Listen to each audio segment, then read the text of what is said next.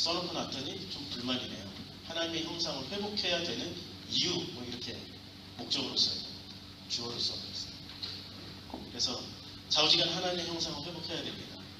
제가 예배 설교 시작하기 전에 찬양 가운데서 갑자기 그 눈물샘이 터졌습니다. 제가 자입니다. 말은 굉장히 좀 거칠게 하고 제가 배운 바가 없어요. 이게 어렸을 때 산동네에서 살아가지고 봉천동 달동네에서 살아서 배운 바가 없습니다. 어린 시절에 말을 곱게 쓴다든지 이런 거 제대로 못 배웠더니 말은 거칠게 하는데 심성은 좀 특이한가 봐요. 그래서 찬양 가운데 저희 지난날이 생각나고 또 먼저 하늘나라로 간 아들과 주님과 나눴던 그 대화의 과정들, 성경을 같이 연구하면서 서로 나눴던 그 모든 과정들이 생각이 나가지고 눈물샘이 터져버립니다. 한번 울면은 제가 울보라서 눈물을 잘 못 그쳐요. 일부러 소개하고 뭐 이런 일들을 하면은 더 눈물샘이 터질 것 같아요. 제가 마땅히 소개할 거리가 없는 사람입니다. 딱 소개할 수 있다면 하나, 하나님이 그분이 복음이시고 그 복음 안에 붙잡힌 사람 된 정성필, 이렇게 소개할 것밖에 없을 것 같아요. 우리가 이 본문에 보면 하나님께서 자기 형상, 곧 하나님의 형상대로 사람을 창조하셨습니다. 하나님의 형상대로 사람을 창조하셨는데 남자와 여자를 창조하셨다라는 단어가 나옵니다. 이게 도대체 우리하고 무슨 상관이 있죠? 우리하고 상관이 있어야 되는 말씀이죠. 그런데 이 말씀이 우리하고 어떤 상관이 있는지를 제가 놀랍게도 제가 지금 나이가 52인가요? 3인가요? 여기 나이로 52입니다. 계산하기 편하게 52인데 지난 거의 40년 넘도록 들어본 적이 없어요. 교회에서 이 말씀에 대해서 그냥 하나님의 형상이니까 하나님의 형상대로 지음받았으니까 하나님의 성품대로 살아라, 이렇게는 제가 설교를 들어봤어요. 하나님의 형상이 하나님의 성품을 말하는 건가요? 성경은 아니라고 얘기합니다. 하나님의 성품을 어디서 설명하고 있죠? 갈라디아서에서 성령의 9가지 성품을 말씀하고 있지 않습니까? 그게 하나님의 성품이지 않습니까? 온유하고 또 사랑과 희락과 자비와 온유와 양성과 절제와 충성과 이렇게 9가지 성품을 얘기하는데, 자, 그 9가지 성품대로 우리가 살아갈 수 있는 사람이 누가 있습니까? 아무도 없지요. 저도 지난 50평생을 하나님의 그 형상을 성품이라고 생각하고 그 성품대로 살아보려고 했어요. 진짜로 누군가를 사랑해 보려고 했어요. 그런데 제가 지난 과거를 다 되돌아보니까 그 누구도 사랑한 적이 없습니다. 저는 아주 이기적인 인간이어가지고 나는 나만 사랑하고 살았어요. 내 부모님 사랑하는 줄 알았죠? 사랑 안 하고 있었어요. 내 아들 사랑하는 줄 알았죠? 아들이 재작년에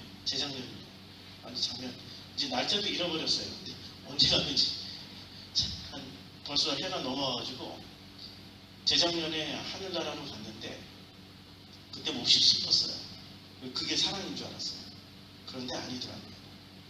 어느 순간 아들이 하나님 품으로 가는 것조차도 나는 내 인간적인 생각으로 복음으로 극복을 하기 이전에 내 인간적인 생각으로는 마땅히 그 운명이라고 합리화를 시키고 있었더라고요.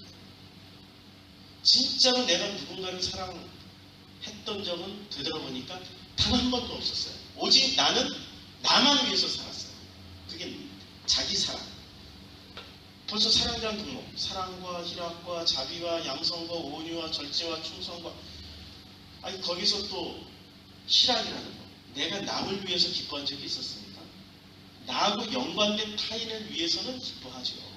나하고 연관되었으니까, 이에 타산이 맞아 떨어졌으니까. 그런데 진짜 내가 나하고 전혀 상관없는 그 누군가로 인하여서 기뻐한 적이 있었던가? 없었죠. 충성? 나하고 연관된 어떤 것에는 충성할 수 있어요. 내가 속해 있는 나라니까 충성하고, 내가 속해 있는 가정이니까 충성하는 거고, 내가 속해 있는 어떤 인간관계의 어떤 집단이기 때문에 충성하는 거죠. 내가 다니는 교회에 내가 충성한다고 그게 진짜로 하나님께 충성하는 겁니까? 내가 다니고 있는 그 교회에 인간관계가 얽혀 있으니까 부주 많이 했고, 내가 거기서 얻어먹을 거 투자한 게 많이 있으니까 거기에 충성을 하는 모습을 보여야 나중에 내 아들 결혼이라도 시킬 때 부주라도 받지. 충성하는 모습을 안 보이고 그거 줍니까? 목사님이 이 청첩장 보내더라도 왔어요 하고 이렇게 얘기하지만, 진짜 충성하는 집사님이었다면, 장로님이었다면 광고를 한 10분을 해줄 겁니다. 안 갈 사람도 다 가겠고, 나하고 연관되어 있는 어떠한 이해타산이 딱 물려 있을 때 나는 충성하는 거지, 이해타산 없이 내가 진짜로 충성해 본 적이 있었던가요? 없죠. 아니 솔직해지자고요. 하나님의 성품이 하나님의 형상이라고 그렇게 목표 설정을 한다면 우리는 하나님의 형상대로 어떻게 살아갈 수 있어요? 매번 하나님의 형상대로 살아갈 수 없기 때문에 범죄를 저지르면서 살아가게 되는 거죠. 죄라는 건 하나님의 뜻대로 살지 않는 게 죄라는 거예요. 아시죠? 이거 모르는 분도 여기 혹시 없는 거 아니죠? 아시죠? 하나님의 뜻대로, 하나님의 그 말씀 안에서 하나님의 말씀하신 그 말씀대로 살아가는 게, 그게 바로 하나님의 뜻대로 살아가는 거고, 하나님의 뜻 밖으로 벗어나면 그게 죄잖아요. 그렇죠? 하나님의 형상을 우리는 성품에다 맞추면은 그때부터는 우리는 죄지고 사는 겁니다. 하나님의 뜻대로 어떻게 살아갈 수 있어요? 진짜 하나님의 뜻대로 살아본 적이 있는 사람이 있습니까? 이 가운데? 없죠. 솔직히 말하면은 하나님의 뜻대로 우리는 살지 않았기 때문에 하나님의 형상이 될 수 없습니다. 하나님의 뜻, 하나님의 성품 안에서 그 성품이 하나님이다라고 목표를 딱 정하게 되면은 절대로 하나님의 형상을 회복하면서 사는 존재가 될 수가 없죠. 그럼 하나님의 형상은 모양새입니까? 하나님이 이렇게 우리 같은 얼굴을 가지고 있는, 그래서 얼굴을 날마다 바꿔야 되고, 하나님의 얼굴을 큰바위 얼굴처럼 딱 그려놓고 하나님의 얼굴처럼 늘 인자하게 웃는 표정으로 늘 온화하게 이런 얼굴의 모양새에 딱 맞춰놓고 하나님의 형상을 회복하겠다라고 목표 설정을 했다. 그러면 그때부터 그 사람은 절대 화도 내지 말아야죠. 승질도 내지 말아야죠. 옆에서 자꾸 이렇게 긁어도 내가 왜 결혼했을까? 뭐 이런 고민, 그런 모습 전혀 얼굴 표정을 드러내서는 안 되죠. 제가 제일 못하는 게 그건데, 제일 못하는 게 벌써 무슨 일만 생기면 우리 아내한테 얼굴이 그냥 확 일그러져요. 왜 그랬어? 꼭 물어보는 질문이 있어요. 무슨 일이 벌어지면 이제는 화를 좀 많이 누그러뜨리고 좀 화를 들내는 방향으로 마지막으로 이렇게 만들어낸 제 수준에 만들어낸, 왜 그랬어 도대체? 왜 그랬어? 이렇게 자꾸 따지죠. 왜 그랬어? 왜 그랬어? 웃으면서 얘기를 하면 그나마 다행인데 얼굴이 일그러진 상태 속에서는 화를 참으면서 표정 관리를 못하는 거예요. 왜 그랬어 도대체? 그렇게 얘기를 해요. 그러니까 성품도 하나님의 형상, 모양새도 하나님의 형상이라고 생각하고 그것을 하나님의 형상이라고 목표 설정을 해놓은 상태에서 내 성품과 내 인격과 내가 가지고 있는 어떤 모양새 거룩한 것으로 하나님의 형상을 회복해 간다라고 생각하면 절대 할 수가 없습니다. 그건 불가능입니다. 안 되기 때문에 누가 오셨죠? 하나님이 사람이 돼서 오신 겁니다. 그것이 절대 안 되기 때문에 하나님이 사람이 되어서 오신 사건이 예수 그리스도 그분이 오신, 말씀이 육신이 돼서 오신 성육신 사건이 되는 거죠. 그러면 하나님의 형상은 도대체 뭐고, 어떻게 해야 그 하나님의 형상을 우리가 회복받아서 진짜 하나님이 본래 창조하신 내 모습을 내가 가지게 되는지를 이제 알아야 되는 거죠. 그렇죠? 자, 그러면 하나님의 형상은 뭡니까? 하나님의 형상이라고 우리 프린트물 나눠준 거 있죠? 그 앞에 번호가 있습니다. 이게 스트롱 코드라고 합니다. 헬라어 히브리어를 쉽게 쉽게 찾을 수 있게 전부 다 번호를 매겼어요. 근데 불행하게도 번호를 매긴 사람 이름이 스트롱이라는 사람이 번호를 매겼어요. 그래서 스트롱이 번호를 매겼다 해서 스트롱 코드라고 합니다. 스트롱 넘버. 그래서 스트롱 코드를 보면은 6754 제렘이라고 있습니다. 6754번을 그 1장 27절에서 보면 제렘이라고 되어 있는데, 이 제렘의 형상, 하나님의 형상, 즉 하나님의 자기 형상, 곧 하나님의 형상대로라고 말할 때 그 형상이 바로 제렘입니다. 이 제렘이라는 단어가 형상이라는 뜻입니다. 우리말로 형상이라고 번역이 되어 있는데, 이 형상을 우리가 제대로 알 때 비로소, 형상을 제대로 알 때 우리가 도대체 하나님이 말씀하신 그 형상이 무엇을 말하는 건지를 알고 우리가 회복을 받을 수 있는 거죠. 이것을 모르면은 인생을 다 쓰더라도 내 성품 중에 하나로 바뀌는 게 있습니까? 내 기질이 바뀌는 게 있어요? 내 기질 안 바뀌어요. 저는 바뀌었어요. 저는 진짜 내성적인 성격이었는데 정말 내성적인 성격이었어요. 어렸을 때 초등학교 1학년부터 6학년 때까지 선생님이 그렇게 써줬어요. 말없이 착하고 온순함. 똑같아요. 어떻게 초등학교 1학년 때부터 6학년 때까지 선생님이 다 바뀌었는데, 통지표, 옛날에 우리 때 통지표에 써주잖아요. 이 칸에. 근데 똑같이 썼어요. 말없이 착하고 온순함. 말이 없었어요. 지금 말 무지하게 많이 합니다. 왜 바뀌었냐? 제가 성령 체험을 했거든요. 그 다음부터는 제가 성격이 바뀌어버렸어요. 그 다음부터 말이 많아지기 시작했어요. 왜 말이 많아졌냐면, 아니 성경을 읽으면 성경이 그때 그 성령 체험을 하는 그 순간부터 성경을 읽으면 창세기를 읽고 계시록이고 이거 뭐 요한복음을 읽으면 복음서 전체 이 구절이 어디에 나오는지 다 보이고 이러니까 말이 많아지기 시작했어요. 그게 87년도 제가 신학대학에 입학했을 때 그런 일이 벌어졌습니다. 그러니까 이 하나님이 아닌 이상 성격 절대 안 바뀝니다. 그리고 말이 많아지는 것만 바뀌었지 말없이 살던 제가 말 많은 사람으로 바뀌었고, 그 다음에는 차분한 성격이 급한 성격으로 바뀌어버렸어요. 이게 더 문제야. 차분한 성격이 급한 성격으로 바뀌니까 이 화가 막 속에서 분노가 쉽게 안 가셔요. 뭔가 일이 있으면 그냥 무릎 일어나고. 바꿔놨는데 좀 안 좋은 걸로 바꿔놓으셨어 우리 주님. 이런 걸로 쓰시려고, 이렇게 말씀 전하는 이런 다혈질 기질로 쓰시려고 바꿔놓으신 건 사실이에요. 그런데 바뀌고 난 성품이 제 마음에 별로 안 들어요. 차라리 말없이 조용하게 있으면서 설교도 차분차분 하나님이 형상을 주셨는데, 이런 성격이 있으면 더 좋을 것 같은데 그렇게 말을 못해. 지금 하나님의 형상이 이렇게 얘기를 해요. 그래서 이 형상이, 내 형상이, 하나님의 형상이 뭔지를 알아야 내 형상이 뭔지를 알게 될 거 아니에요. 그치요? 그래서 여러분은 자기 형상이 뭔지 아십니까?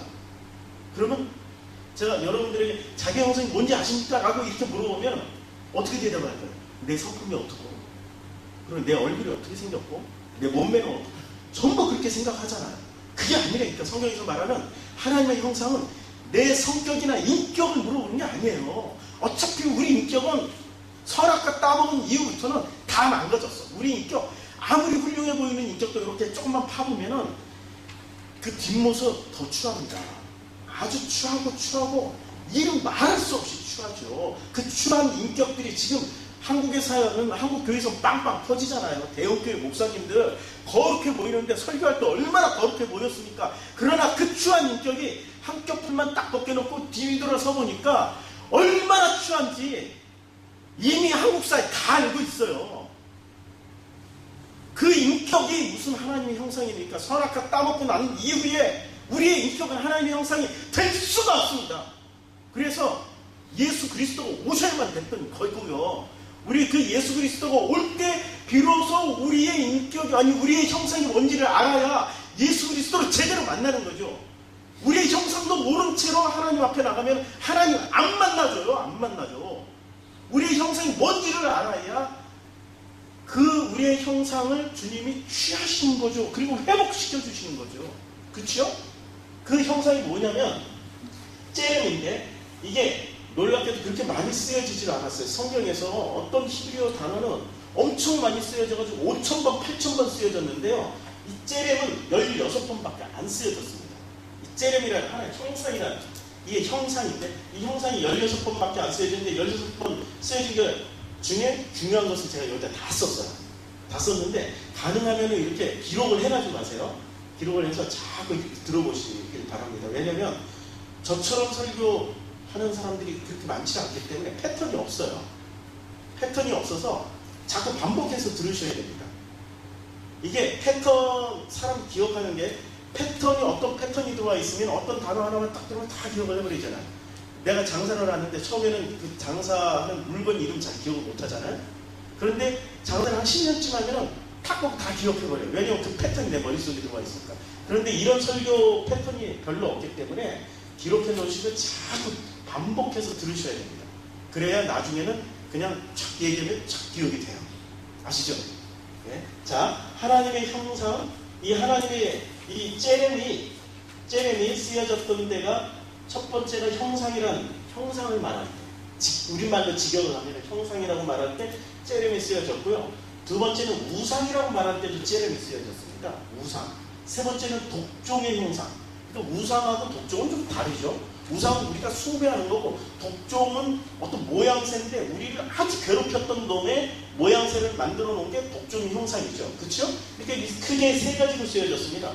첫째는 어떤 형상을 말할 때, 그 다음에 두 번째는 우상을 말할 때, 셋째는 독종의 형상을 말할 때 이 제렘이 쓰여졌는데 우리가 눈여겨서 봐야 될 게 이 형상이라고 말했을 때 이것을 봐야 됩니다. 이 제렘 형상이라고 번역했을 때 성경에서는 또 세 가지로 번역이 됩니다. 하나님의 형상을 말할 때 제렘을 썼습니다. 사람의 형상을 말할 때도 제렘을 썼고요. 자기의 형상을 말할 때도 제렘을 썼습니다. 그런데 이 제렘이 하나님의 형상으로 쓰여졌을 때 창세기 1장 26절, 27절, 9장 6절에서 쓰여졌는데 한번 찾아가면서 봐야 될 것 같아요. 창세기 1장 26절에서는 어떻게 말하냐면 하나님이 이르시되 우리의 형상을 따라 우리의 모양대로 우리가 사람을 만들고라고 말씀하실 때 우리의 형상을 따라가 제렘을 썼습니다. 그러니까 이 제렘에 쓰여진 단어는 하나님의 형상을 그대로 만들었던 그 상황을 제렘이라고 씁니다. 하나님의 형상을 그대로 만들었을 때 그때의 제렘이라고 쓰는데, 그러면 이 제렘이 쓰여진 창세기 1장 26절 하나님이 이르시되 우리의 형상을 따라서 우리의 형상을 따라 우리의 모양대로라고 번역을 해놨을 때는 진짜 하나님의 형상이에요. 26절. 그 다음 27절 오늘 본문 말씀이 하나님이 자기 형상 곧 하나님의 형상대로. 그러니까 27절에는 형상이 두 번 나오는데 이게 둘 다 제렘이에요. 26절에는 우리의 형상을 따라 할 때만 제렘이고 우리의 모양대로 할 때는 이 모양대로가 제렘이 아니고 다른 단어입니다. 26절에. 그러니까 제렘과 그 모양대로 이렇게 모양이라고 쓸 때는 그 좀 다른 단어를 썼는데 데무트라는 단어를 써요. 근데 데무트라는 단어를 쓰는데 27절에 가서는 데무트와 형상을 제렘을 합쳐서 형상이라고 다 만들어버렸어요. 제렘이라는 단어만 씁니다. 27절에. 그러니까 데무트 모양새도 형상도 27절에 가서는 제렘으로 합해져요. 모양새나 형상이랑 다 하나님의 형상이 되어버린 거예요. 그렇죠? 그러니까 우리의 보이는, 그래서 육신도 굉장히 중요합니다. 영주주의자들은 영만 이렇게 딱 구원받으면 된다라고 얘기하잖아요. 그거 아니에요. 제렘이나 데무트도 27절에 와서 제렘으로 딱 하나로 일어나가 돼요. 하나로 합쳐지는데 그 하나로 합쳐지는 절이 바로 창세기 1장 27절입니다. 그리고 9장 6절을 보면 창세기 9장 6절을 찾으면 이렇게 되어 있죠. 창세기 9장 6절에서 내가 다른 사람의 피를 흘리면, 창세기 9장 6절, 내가 다른 사람의 피를 흘리면 그 사람의 피를 흘릴 것이니 이는 하나님이 자기 형상대로 사람을 지으셨음이니라. 이때 하나님이 자기 형상대로 사람을 지었을 때가 제렘이라는 단어를 썼습니다. 그런데 이 제렘이라는 단어를 썼는데 이때 사람이 어떻게 됩니까? 창세기 1장 26절, 27절은 하나님의 형상대로 지음을 받았죠. 그 하나님의 형상대로 지음 받은 존재이기 때문에 사람이 다른 사람의 피를 흘리면 그 사람도 피를 흘릴 것이니라고 설명하고 있습니다. 그러면 우리는 이 구절을 어떻게 해석하냐면 그 피를 흘린다, 우리는 살인을 했다. 다른 사람의 피를 흘렸으니까 살인했다. 이렇게 살인하지 말라. 보통 이렇게들 설교들 하시잖아요. 성경에서 피 흘렸다는 단어의 대표적인 의미는 어떤 의미죠? 첫째는 희생제사. 그렇죠? 두 번째는 예수 십자가의 보혈이죠. 그렇죠? 그 외에 피라는 단어는 메이저가 아닙니다. 그러면은 여기서 사람이 피를 흘렸다라는 그 단어는 전부 어디에 연관되어 있는 거죠? 희생제물, 희생제사나 아니면 예수의 십자가 사건을 얘기하는 거죠. 그러면 사람이 다른 사람의 피를 흘리면 그 사람의 피도 흘릴 것입니다. 그렇죠? 우리는 누구의 피를 흘렸죠? 예수의 피를 흘리게 만든 사람이죠. 구약시대에서는 전부 다 희생제물의 피를 흘리는, 전부 예수를 상징하잖아요. 우리는 다른 사람의 피를 흘렸어요, 이미. 맞죠? 그렇죠? 그러면 우리는 반드시 예수의 피를 흘렸기 때문에 우리도 어떻게 해야 돼요? 예수와 연합해서 그 피를 흘려야 된다니까. 이게 지금 복음을 설명하는 거지, 무슨 살인하지 말라, 윤리, 도덕 그런 거 설교하는 그런 부분이 아닙니다. 그래서 이는 왜냐하면 우리는 왜 예수의 피를 흘리게 했으면 왜 우리도 예수와 연합해서 피를 흘려야 되냐면, 왜냐하면 설명을 해줘요. 이는 하나님이 자기 형상대로 사람을 지으셨기 때문에. 우리가 하나님의 형상인 이상은 반드시 예수를 죽게 만든 죄인이라면 우리도 그와 함께 십자가에 못 박혀 죽어야 되는 그 존재라는 것을 지금 설명해주고 있는 겁니다. 하나님의 형상은 그 결론적으로 어떻게 되는 겁니까?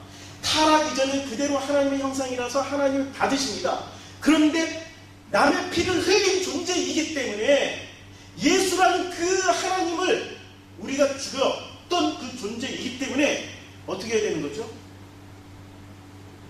반드시 그 피에 연합을 해서 그 피와 연합해서 십자가에서 죽임을 당해야만이 비로소 우리가 하나님의 형상대로 회복을 받는다는 말씀입니다. 얼마나 좋은 말씀이에요. 할렐루야. 그러면 어떻게 연합을 해야 되죠? 그 형상만 공부해도 우리가 다 나와요. 사람의 형상. 근데 사람의 형상이라는 단어로 째름이 쓰여졌습니다. 사람의 형상. 에스겔서 23장 14절 한번 읽어볼까요? 에스겔서가 좀 찾기가 좀 까다롭죠. 아가, 이사야, 예레미야, 그 다음에 예레미야가 에스겔 이렇게 있죠. 에스겔 23장 14절. 23장 14절에 보면 이렇게 되어 있습니다. 그가 음행을 더하였음은 붉은색으로 벽에 그린 사람의 형상. 이때 똑같은 째름이 쓰여졌습니다. 그런데 이 사람을 잘 보면은, 저는 문맥을 보면은 음행을 더하였던 사람입니다. 음행을 더하였으면 붉은색으로 벽에 그린 사람의 형상, 그 갈대아 사람의 형상을 보았습니다. 별로 안 좋게 쓰여진 거죠, 지금. 사람이 이 째렘이라는 하나님의 형상을 이제 자기가 쓰기 시작합니다. 이게 순서가 있는 거예요.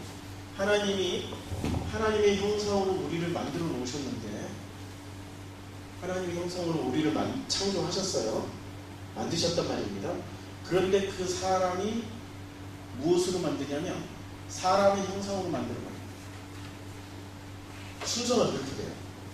이게 선악과 사건이 있고 그 후로부터는 하나님의 형상을 만들어내는 것이 아니라 사람의 형상으로 만들어내요. 그것을 성경은 뭐라고 그러냐면 그 하나님의 형상을 만들어낸 것을 그가 음행을 더하였습니다. 붉은색으로 벽에 그린 사람의 형상이다. 벽에 그려놓은 그 형상이 결론적으로 무엇 때문에 나온 거죠? 음행이 더하여졌기 때문에 결론적으로 그 벽에 붉은색으로 사람의 형상을 그려놓은 거죠. 자, 그 다음에 시편 73편 20절. 시편, 시잠전, 시편 잠언 전도서. 이렇게 되죠. 시편 73편. 그 다음에 20절. 20절을 보면 이런 말씀입니다. 주여 사람이 깬 후에는 꿈을 무시함 같이 주께서 계신 후에는 그들의 형상을 멸시하리라. 그러니까 이 째렘이 하나님의 형상일 때만 주님이 받으시고 사람의 형상일 때는 어떻게 한다는 거죠? 멸시해버린다는 거예요. 째렘을, 그 형상을 사람이 자기네들이 만들어서 어떤 형상, 목표를 세워요. 나는 이 정도의 인격이 되어야 되지. 나는 이 정도로 충성하는 종이 되어야 되지.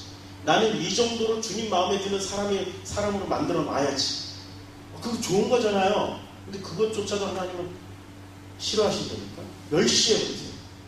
사람의 형상이라는 건 하나님이 본래 창조하신 그 째렘이 아닌 이상은 하나님은 반드시 심판하세요. 반드시 심판하세요. 근데 그 째렘이 되는 방법은 딱 하나예요. 피를 흘렸으면 피를 또 동일하게 흘려야 돼요. 그쵸? 그래야 그 형상을 회복해야 돼요. 십자가 복음. 저기 써놨죠? 십자가 복음이에요. 십자가 복음으로만이 하나님의 형상을 회복할 수 있다라는 거예요. 그거 아닌 이상은 사람들을 회복할 수도 없고 회복하려고 갖가지 노력을 해요.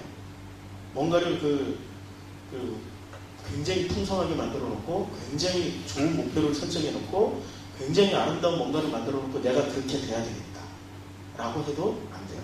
그 중에 대표적인 사람이 누구였죠? 간디는 죽을 때까지 마태복음 5장, 6장, 7장 읽다 죽었어요. 거기 보면은 팔복이 나오잖아요. 하나님의 주옥 같은 말씀이 나오잖아요. 그렇죠? 심령이 가난한 자는 복이 있나니, 애통하는 자는 복이 있나니, 의를 위하여 핍박을 당하는 자는 복이 있나니. 간디가 그걸 실천하고 살려고 무진장 애를 쓰다 간 사람이에요.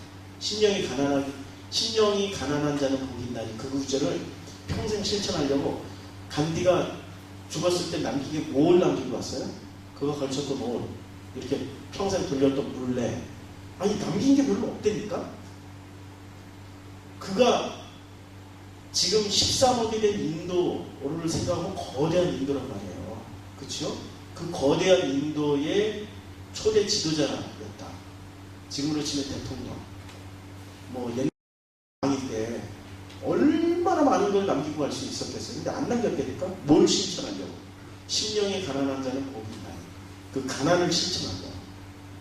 그런데 그게 목표 설정이 잘못된 거죠. 하나님의 형상을 회복한 게 아니라 사람의 형상을 회복하다 간 사람이에요. 우리 그런 사람 존경하잖아요. 존경할 필요 하나도 없어요. 우리 진짜 존경해야 될 사람은, 부러워해야 될 사람은 하나님의 형상이 된 사람을 부러워해야 되는 거죠. 근데 사람인지라 사람의 형상을 회복하는 사람은 무지무지하게 좋아합니다. 존경하고 심지어는 하나님만큼 존경해가지고 여기 와서 알았어요.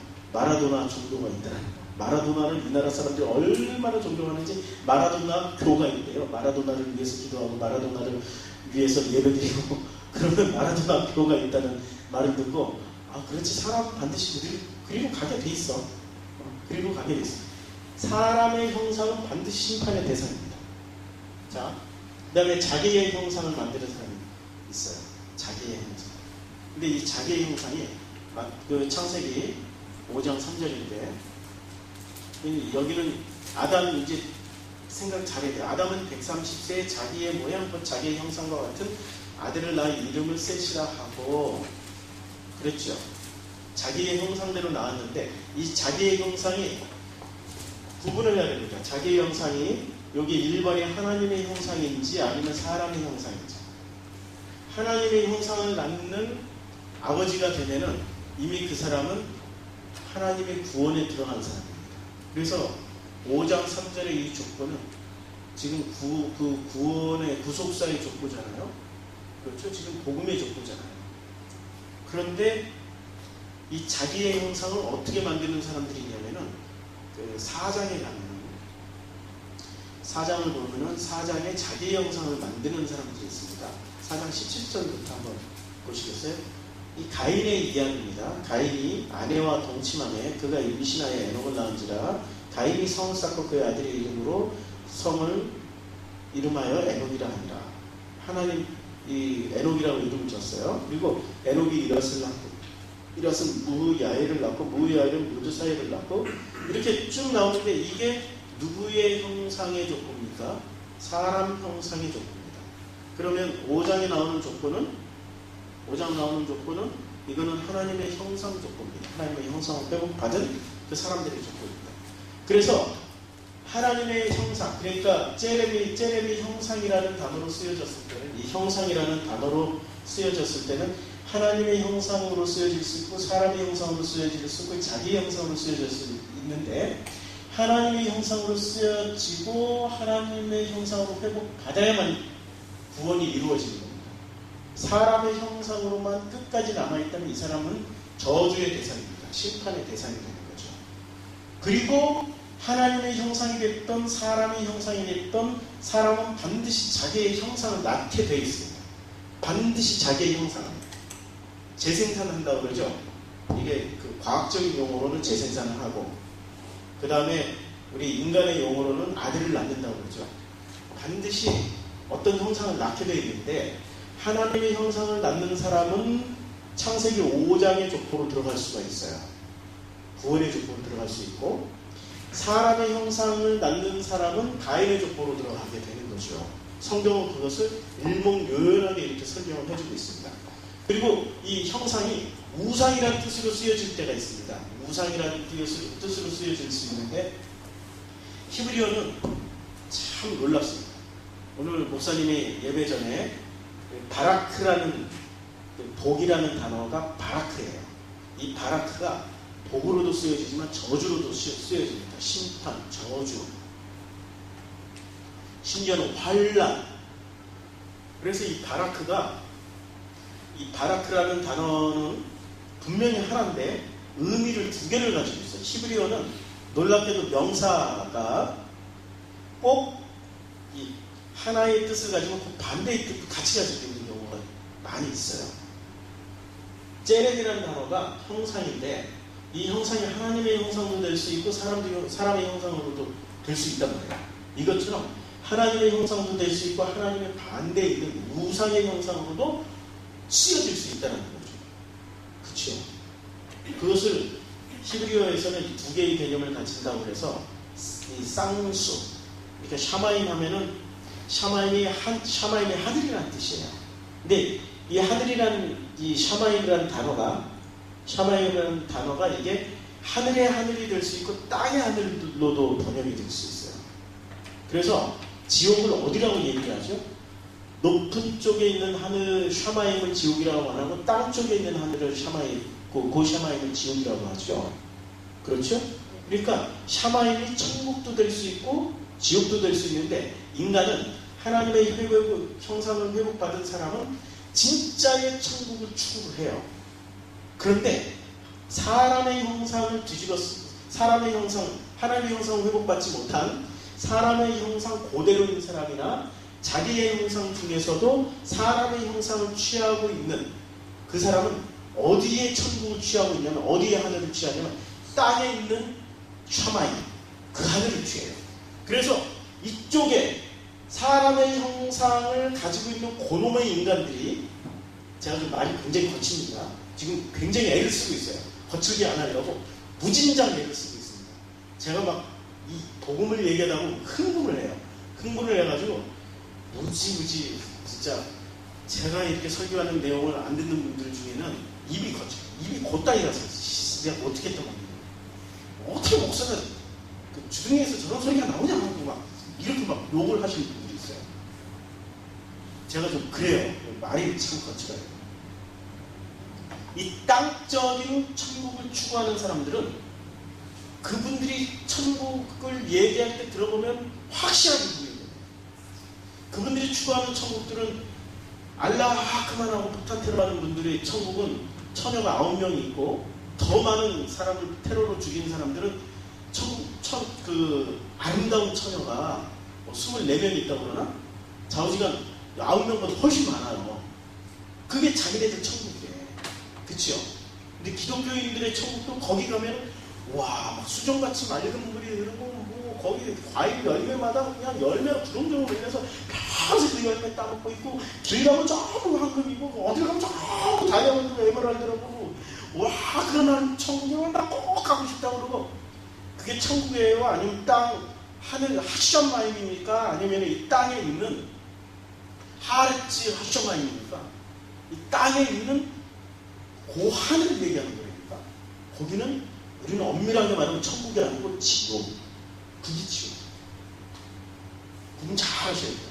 이 성경은 이 히브리어는 단어 하나를 가지고 두 개를 싹 써버려요.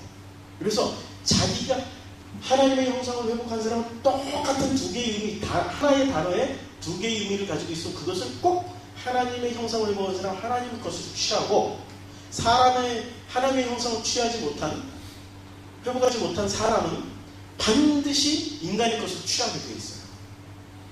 그래서 히브리어는 놀랍도록 단어 하나에 두 개의 의미를 동시에 정반대의 의미를 탁 집어넣어요.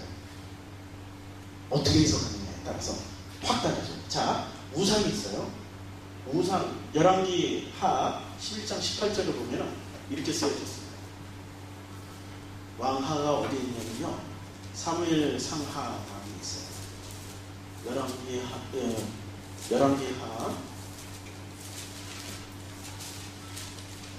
11장 18절.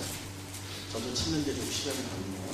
열왕기하 11장 18절에 온 백성이 바알의 신당으로 와서 그 신당을 허물고 그 제단들과 우상들을 철저 있게 들고 그 제단 앞에서 바알의 제사장 mat단을 죽이니라. 제사장이 관리기를 세워 여호와의 성전을 수직케 하고. 여기서 형상이라는 단어는 안 나옵니다. 에스겔서 7장 20절. 에스겔서 7장 20절. 에스겔 7장 20절에 이렇게 나오죠.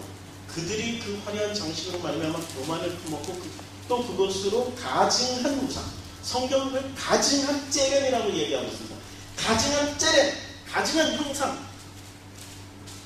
하나님의 형상이 아닌 것은 하나님 보시기에 다 우상덩어리고 그것을 가증하다고 말씀하고 계신 겁니다. 하나님의 형상이 되지 않은, 하나님의 형상을 회복받지 못한 사람은 하나님이 가증하다고 얘기를 해버리는 거죠. 그러면 하나님의 형상 우리는 어떻게 회복하려고 그래요? 열심히 선한 행동하고 착하게 하고 술도 안 마시고 담배도 피지 말라고 그러고 뭐 마약하면 안 된다고 그러고 그런 걸로 하나님 형상을 회복하려고 절대 그건 아닙니다. 하나님의 형상은 도대체 어떻게 회복을 해야 되는 건지 그는 간단하죠. 하나님의 형상은 하나님의 본질이 모양새가 있으신 분입니까? 없지요. 하나님은 어떤 성품이시죠? 라고 물으면 하나님은 어떤 성품을 가지고 계시죠? 성령의 9가지 성품처럼 사랑, 희락, 자비, 온유, 절제, 충성 이런 걸 다 하시는 분이고 또 성경에서는 어떤 모습을 보여주시죠? 하나님의 그 성품 중에 진노하시는 하나님. 그래서 가나안 땅에 들어갈 때 다 죽이라고 그러잖아요. 그 인간적인 그 기준으로 보면은 그런 하나님이 합당한 하나님입니까? 합당하지 못하죠. 그러니까 그 버트란트 러셀 같은 사람은 하나님은 너무 잔인해가지고 나는 기독교인이 될 수가 없어. 천재거든요. 그 사람이 천재로 성경을 100번 읽고 결론을 내렸어요. 하나님 너무 잔인해. 그래서 나는 기독교인이 될 수가 없어. 그렇죠. 우리 모태신앙 중에 모태신앙들 많이 있잖아요. 모태신앙 중에 교회 안 나오시는 분들 나오더라도 그냥 몸만 가서 있는 분들 그 시간에 딱 생각하고 있어. 골프 지금 이 시간에 나이스 샷을 때리면은 홀인원이 돼서 뭐 이런 생각하면서 몸만 가서 앉아있는 분들 그런 분들 중에 하나님의 형상이랑 목표 설정이 잘못된 거야. 하나님의 형상은 아이씨 목사가 저번에 했어요. 교회가 좀 이상해져가지고 맨날 부정이나 저지르고 교회 가면은 뭐 이상한 짓이잖아. 그러니까 나는 몸만 가서 앉아있을 거야. 안 나가면 또 지옥 안 되니까 몸이라도 가서 앉아있고 지옥에 예수 이름만 부르면 구원받는 데니까 몸은 마지막에 죽었을 때 하나님 앞에 섰을 때 예수 이러고 가면 예수 이러고 하나님 옆에 가면 예수 이름 불렀으니까 나 구원해 줄 거야. 우리 그렇게 생각하고 있단 말이에요. 아니라니까. 하나님의 형상을 회복받아야 구원을 받는 거고 예수 이름 아무리 100번 1000번 불러도 안 됐다니까. 그 마태복음 7장 20절에 나오잖아요. 예수 이름으로 주의 이름으로 전도했습니다. 날마다 나와가지고 나는 뭐 가족 안 돌보고 그냥 그 시간에 내하려 나는 전도했고 귀신 쫓고 병 고치고 설교하고 선교하고 다 해야 근데 주님이 한 말씀 딱 하시잖아요. 나는 몰라. 예수 이름을 아무리 불렀는데 주님이 한 말씀 하시면 나는 모른다니까. 그때 그 사람은 막 항변을 하잖아요. 내 주님 이름으로 예수 이름으로 다 했다니까요. 설교하고 전도하고 목회하고 온갖 거 다 했다니까. 그럴 때 주님이 한 말씀 더 덧붙이세요. 뭐라고 덧붙이는 줄 아세요? 이 불법을 행하는 자. 그걸 불법이라고 해요. 예수 이름을 함부로 부르면 불법이 되거든요. 불법이. 그러니까 예수 이름 부른다고 다 구원받는 게 아니에요. 그렇죠? 구원의 첫째 요건은 하나님의 형상을 회복해야 됩니다. 회복 못하면 그 사람은 사람의 형상이 되는 거고, 그 사람의 형상이 된 사람은 성경은 정확하게 우상이라고 그래요. 너 우상이야. 너 가증이 여겨. 주님이 가증이 여기고, 반드시 가증이 여기는 것은 반드시 심판하시는 거죠. 그럼 우리가 하나님의 형상을 도대체 어떻게 회복을 해야 되냐? 이게 굉장히 중요한 거죠. 하나님의 형상은 어떻게 회복해야 되냐? 나머지 다 찾아서 읽어보세요. 읽어보시고, 독종의 형상, 이 독종은 뭐 하는 거죠? 사람을 괴롭히는 형상이에요. 그렇죠? 독종은 누군가를 괴롭혀. 그 독종은 누군가를 괴롭히는데 하나님의 형상이 안 되면 누군가를 반드시 괴롭히게 돼 있어요. 다른 차원에서 반드시 누군가를 괴롭히게 돼 있습니다. 독을 품고 있기 때문에 그 독이 주변에 있으면 독이 슬슬 풀어져서 나와. 아무리 모양새는 선하고 아름답고 우아하고 멋지더라도 교회에서 그런 분들 저는 경험 되게 많이 했어요. 교회에서 어떤 경험을 많이 했냐면 진짜 성경 많이 알아요. 그리고 항상 거룩해. 성경을 그냥 들고 다니는 게 아니라 우리는 성경을 그냥 어렸을 때 이렇게 들고 다니냐 주일학교 가서 뭐 이러고 다니는데 그런 분들은 꼭 여기가 이렇게 붙고 있어요. 걸음도 우리처럼 막 이렇게 안 걸어. 걸음도 이렇게 고개를 살짝 숙이고 고개를 살짝 씹어도 또 이렇게 숙이고 이렇게. 우리는 그런 분들이 진짜 하나님의 형상인 줄 알았어요. 그런데 뒤로 돌아서서 그 사람들의 뒷모습을 이렇게 조사해보면 야, 상상도 못할 뭐 이상한 짓 많이 하세요. 진짜 이상한 짓 많이 하세요. 그 가족들을 보면 알아요. 그 가족들이 애들은 다 주눅들어 있어. 애들이 이렇게 눈치 못 봐. 어디 가서 이렇게 제대로 앉아서 막 밟고 명령한 모습이야. 그런 분들 자녀들 보면 되게 얼마나 자녀들을 그냥 성경책으로 두드러 팼는지 성경책으로 말 안 들으면 이 성경책 율법이라는 성경으로 막 두드러 패는 거야. 두드러 패가지고 눈을 못 떠. 어디 가서 이렇게 눈을 못 떠. 맞죠? 그쵸?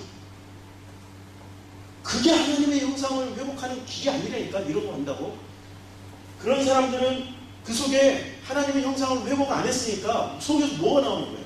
독이 나온다니까. 그 독으로 주변 사람들이 다 죽어요. 자기만 죽이는 게 아니라 주변 사람들을 다 죽여요. 그래서 성경에서 뭐라고? 장님이 소경이 소경을 인도하면 둘 다 구렁텅이에 빠진다. 하나님의 형상이 안 된 사람은 소경이라고도 얘기를 하죠. 그렇죠? 그럼 둘 다 구렁텅이 빠서 저주 지옥으로 간다는 얘기예요. 하나님의 형상을 회복을 해야 됩니다. 그럼 이 하나님의 형상은 어떻게 회복을 하게 되죠? 이제 이걸 잠깐 돌려서 이게 방향이 제가 하나님의 형상을 회복받으려면 어떻게 해야 되냐면 요한복음 1장을 한번 펴보세요. 우선 하나님의 정체에 대해서 알아야 하나님이 어떤 형상을 가지고 있는 분인지를 알아야 우리가 그 형상을 회복할 거 아닙니까? 하나님의 형상이 먼저 우리가 알게 되어질 때 비로소 자연스럽게 그 형상을 회복하게 되는 거죠. 우리가 하나님의 형상은 우리는 인격이라고 생각하고 모양새라고 생각하고 하는 거룩한 행위라고 생각하고 거룩한 행위만 하려면 무진장애를 썼죠. 거룩한 행위 100번, 1000번, 10,000번 죽을 때까지 해봐요. 거룩한 행위를 한다고 하나님이 그 사람 너는 내 아들이 하고 품어줄 줄 아세요? 아니라니까. 거룩한 행위는 우리가 아무리 많이 해봐야 반드시 그것이 하나님 앞에 비교했을 때, 예수님과 비교했을 때 그 얼마나 거룩한 행위가 되겠어요? 아무것도 안 생각할게요. 거룩한 행위 많이 해봐야 소용없어요. 그렇다고 하지 말라는 얘기가 아니에요. 본질을 회복한 사람은, 하나님의 형상을 회복한 사람은 저절로 나온다니까. 근데 하나님의 형상을 회복하지 못한 사람은 그 속에서 뭐가 나오면 독이 나와요. 독이 나와. 그래서 이 형상을 회복하려면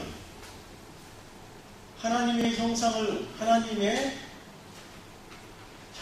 회복하려면 하나님을 일단 알아야 됩니다. 제일 먼저 하나님이 누구인지를, 하나님은 누구신가, 이걸 알아야 될 거 아니에요. 하나님을 알아야 비로소 하나님의 형상을 회복받을 거 아니에요. 자, 하나님은 어떤 분이신지 성경 전체에서 다 설명을 하고 있지만 대표 구절만 하나 뽑아서 지금 보겠습니다. 요한복음 1장 1절부터 읽으면 이런 말씀이 나와요. 태초에 말씀이 계시니라 이 말씀이 하나님과 함께 계셨으니 이 말씀은 곧 하나님이시라. 하나님이 누구라고 지금 말씀하고 있습니까? 말씀이라고 얘기하고 있죠. 그렇죠.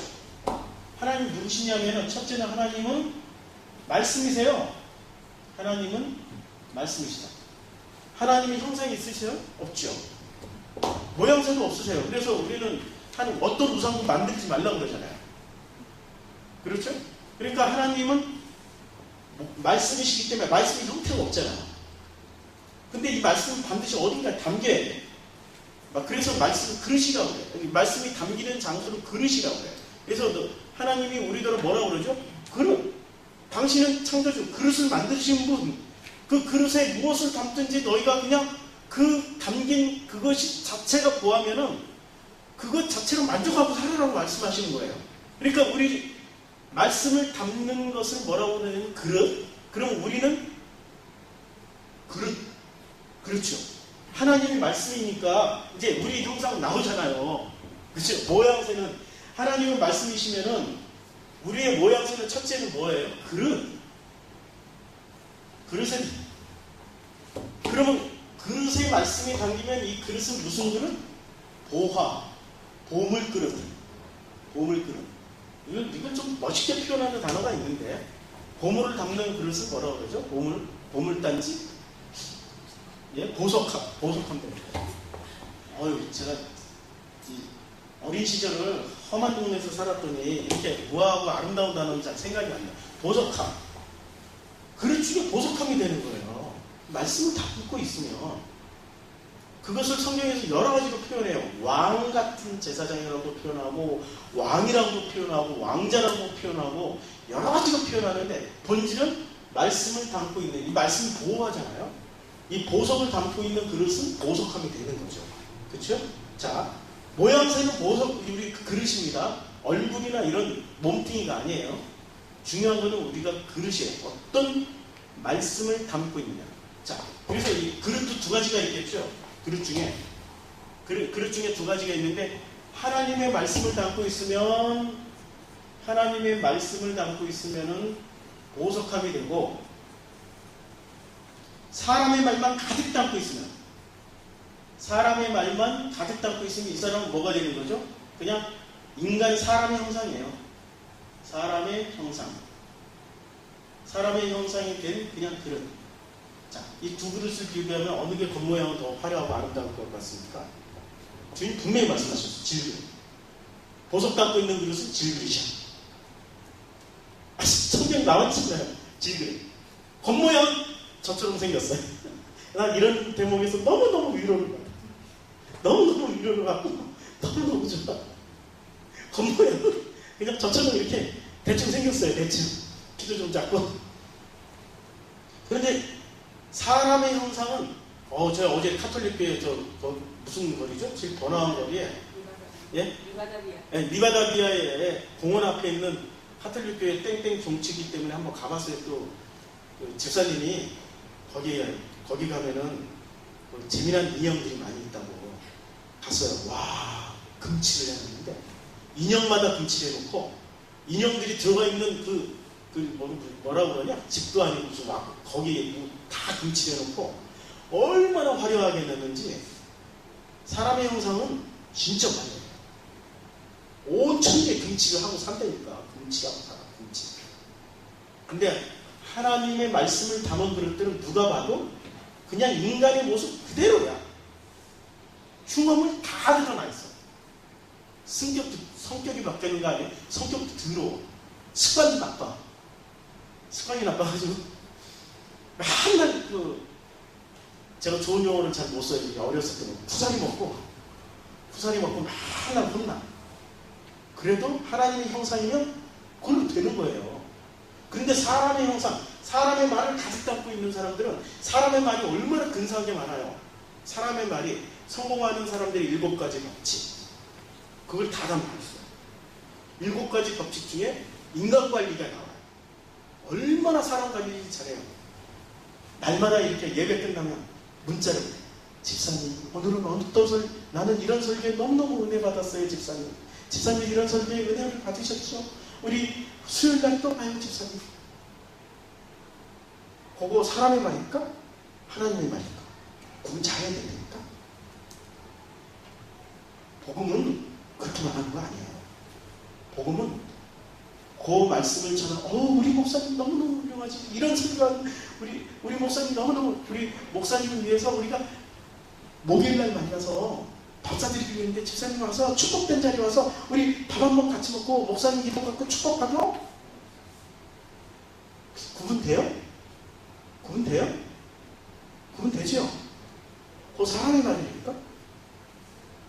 하나님 필요하면 그 목사님한테 갑자기 가다가 그냥 거기 이게 만나면 애초에 뚝 떨어뜨려서 넣으신다니까. 꼭 사람 안 불렀는데 조용히 가서 오른손 하는 일을 왼손 모르게 하라고 했는데 왜 온 동네 광고하면서요? 온 동네 광고하면서. 그분 잘 하셔야 돼요. 그렇죠? 사람의 목소리가 얼마나 근사한 게 많아요. 제일 먼저 하늘은 스스로 돕는 자를 돕는다. 그래서 열심히 내고 노력하다 보면 하나님이 나를 도우실 거야. 나를 도우실 거야. 나의 등 뒤에서 있잖아요. 우리 80년대 엄청 많이 불렀다. 나를 도우신 주님. 막 기도만 가면 막 손 들고 아멘, 손 내리고 아멘 하면서 열심히 불렀던 나의 등 뒤에서 으쌰 나 얼마나 많이 불렀어요. 주님이 나의 등을 밀어주시는 분인가? 잘 생각해봐요. 사람의 말은 진짜 기가 막혀요. 그래가지고 성공한다니까. 왜냐면 안 믿는 사람들도 인정해요. 마인드 컨트롤을 잘하면 성공한다고. 마인드 컨트롤을 잘하면. 인간의 말은 마인드 컨트롤하는 말이에요. 전부 다 마인드 컨트롤. 그래서 나는 막 쓰고 하늘은 스스로 돕는 자를 돕는다. 제가 속담 저건 다 잃어버렸어요. 하나님 말씀만 담고 살다 보니까. 좋은 속담 뭐가 있어요? 우리 속담 중에 우리가 막 힘이 나고 용기가 나는 그런 인간의 말들 많이 있잖아요. 경영학계에서 나오는 말들. 기억나는 거 한번 얘기 좀 해주세요. 다들 하나님 말씀만 담고 사세요. 어떤 분들이 있죠? 다 잃어버리셨나? 인간관계, 사람이 중요해. 우리 자녀들한테 꼭 그렇게 하지. 사람이 중요해. 네가 물건을 잃더라도 진짜 고수의 인간의 말이다. 네가 사업에 실패해도 정직하게 살아. 그리고 사람을 챙기면은 반드시 그 사람으로 인해서 성공할 거야. 그렇죠? 인간의 말은 전부 어디에 귀결되어 있어요? 지금 착하게 하라는 그 목적과 결론은 어디로 반드시 가게 되어 있어요? 귀결되어 있죠. 그러니까 사람의 말이 다 사람의 형상은 기가 막히게 아름답고 멋지게 치장하는 데는 다 목적이 가 있다니까. 결론은 반드시 거기로 가 있어요. 그런데 하나님의 말씀은 전부 다 뭐로 만들어요? 질그릇으로 만들어요. 그러니까 하나님 말씀 들으면 들을수록 뭐가 돼요? 나는 죄인이네. 나는 왜 이런 모양새일까? 진짜 너무너무 세상 잘 살았다고 생각했는데 왜 하나님 말씀 앞에만 서면 나는 왜 이 모양새일까? 괴롭죠, 괴로워. 그래서 그릇에 덕지덕지 붙어있던 금덩어리를 다 떼고 나니까 질그릇만 딱 원래 재료 흙만 남는 거잖아요. 질그릇은 흙만 남은 그릇이잖아요. 그렇잖아요? 거기 유약이고 뭐고 이렇게 아무나 다 떼어지고 본질이 그렇잖아요. 하나님의 말씀을 담은 그릇은 보석함이죠. 내용으로 보석함이고 껍데기는 흙덩어리야.